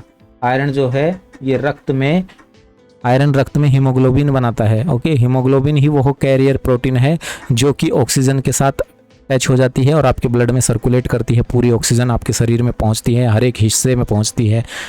आगे देखो, रोग प्रतिकारक होते हैं। रोग प्रतिकारक पटवार 2016 में पूछा गया। तो रोग प्रतिकारक होते हैं आपके gamma globules. Okay, gamma globules. अगला सवाल, लौह तत्व की कमी से कौन सा रोग होता है? ऑफ कोर्स अमीनिया होता है, एनीमिया जो आपने पढ़ा है, बार बार पढ़ा है, अरक्तता। ओके, आगे बढ़ते हैं। अगला सवाल, आलू में सबसे अधिक क्या होगा? आलू में सबसे अधिक स्टार्च पाया जाता है। आलू में स्टार्च पाया जाता है, मंड। ओके, अगला सवाल देखिए, निम्न में कौन सा मनुष्यों के लिए लाभदायक नहीं है? एग्जाम PSI 1996 में पूछा गया कि कौन सा मनुष्य के लिए लाभदायक नहीं है। तो टेप वॉर्म जो है ये मनुष्य के लिए कोई भी अच्छा काम नहीं करता है। सिल्क वॉर्म हमें सिल्क देता है, रेशम देता है। अर्थ वॉर्म जो होता है केंचुआ, इसे हम किसानों का दोस्त भी कहते हैं, ये भी हमारा भला ही करता है। अब मैं बताऊं कैसे करता है, बहुत समय लगेगा, छोड़ो खैर। अर्थवॉर्म भी हमारा दोस्त है और ये ग्लोवॉर्म है, ये भी हमारा बेनिफिट ही करता है। लेकिन टेप वॉर्म जो होता है ना, ये हमारा नुकसान करता है। टेप वॉर्म याद रखिएगा, टेप वॉर्म। अगला सवाल देखिए, एक मनुष्य को पानी, प्रोटीन, लवण और ग्लूकोज भोजन के घटक के रूप में दिए गए उपयुक्त में से कितने घटक पाचन किए गए हैं? तो यहाँ पे ऑप्शन आएगा 2। ओके, 2 घटक पाचन किए गए हैं। अगला सवाल देखिए, भोजन में आयोडीन की कमी से जनित होता है। मैंने बताया था ना, जब गोइटर आया था लिखा हुआ, गलगंड। ओके, गलगंड, घेंगा जिसको कहते हैं, गोइटर, याद करो, गोइटर आया था ना एक ऑप्शन में लिखा हुआ, तो मैंने एक्सप्लेन किया था ना, ये आयोडीन की कमी से होता है। अगला सवाल देखिए, सूची 1 को सूची 2 के साथ सुमेलित करना था। कार्बोहाइड्रेट, एंजाइम, हार्मोन और प्रोटीन। तो देखो यहाँ पे जो सही उत्तर होगा, कार्बोहाइड्रेट का मिलान होगा आपका स्टार्च से, ठीक है, और आपका एंजाइम जो है इसका मिलान होगा आपका पेप्सिन से। पेप्सिन एक एंजाइम है। हार्मोन जो है आपका, इसका मिलान होगा आपका प्रोजेस्टेरोन से, मेल सेक्स हार्मोन है ये प्रोजेस्टेरोन। ओके, आप मुझे फीमेल सेक्स हार्मोन बताइए कौन सा है, कमेंट करके। और प्रोटीन डी ऑप्शन में प्रोटीन है। प्रोटीन किससे मैच होगा? तो प्रोटीन का मिलान आपका होगा केराटिन से। Okay, keratin is a protein. Let's move to the next question.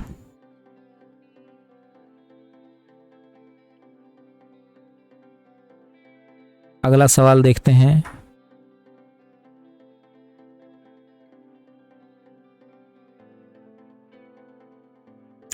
चलिए ऐसा करते हैं, वीडियो काफ़ी लंबी हो रही है, इस वीडियो को यहीं तक रखते हैं। हम नेक्स्ट पार्ट अगले वीडियो बनाएंगे। नेक्स्ट पार्ट में अगर आप लोग चाहोगे तो मैं इस टॉपिक को और आगे पढ़ाऊंगा, आपको कंप्लीट करवा दूंगा। अदरवाइज फिर अगला टॉपिक हम MCQ सीरीज में लेके आएंगे। कमेंट करके ज़रूर यार दिल की भड़ास निकालें, कैसा लगा आपको ये वीडियो और कैसी लगी मेरे द्वारा दी गई जानकारी। मैं मिलता हूँ आपको अगली वीडियो में, तब तक आप रखिए अपना ख्याल। Till then tata bye bye, जय हिंद। सब्सक्राइब कर लेना भाई, सब्सक्राइब करके जाना, ओके। और लाइक कर देना यार, इतनी मेहनत करी दिल से आपके लिए, एक छोटा लाइक तो बनता है, ओके। और बेल के आइकन को ऑल पे सेट कर लेना। टेलीग्राम चैनल को भी ज्वाइन कर लेना, लिंक आपको डिस्क्रिप्शन में मिल जाएंगे। हमारे चैनल की लिस्ट में जाइए, प्लेलिस्ट चेकआउट कीजिए, सारी वीडियोज़ को ज़रूर देखिए, okay. See you in the next session. Till then bye bye, good night, take care, okay. Now I am going to bed, I am going to sleep, okay. Bye bye.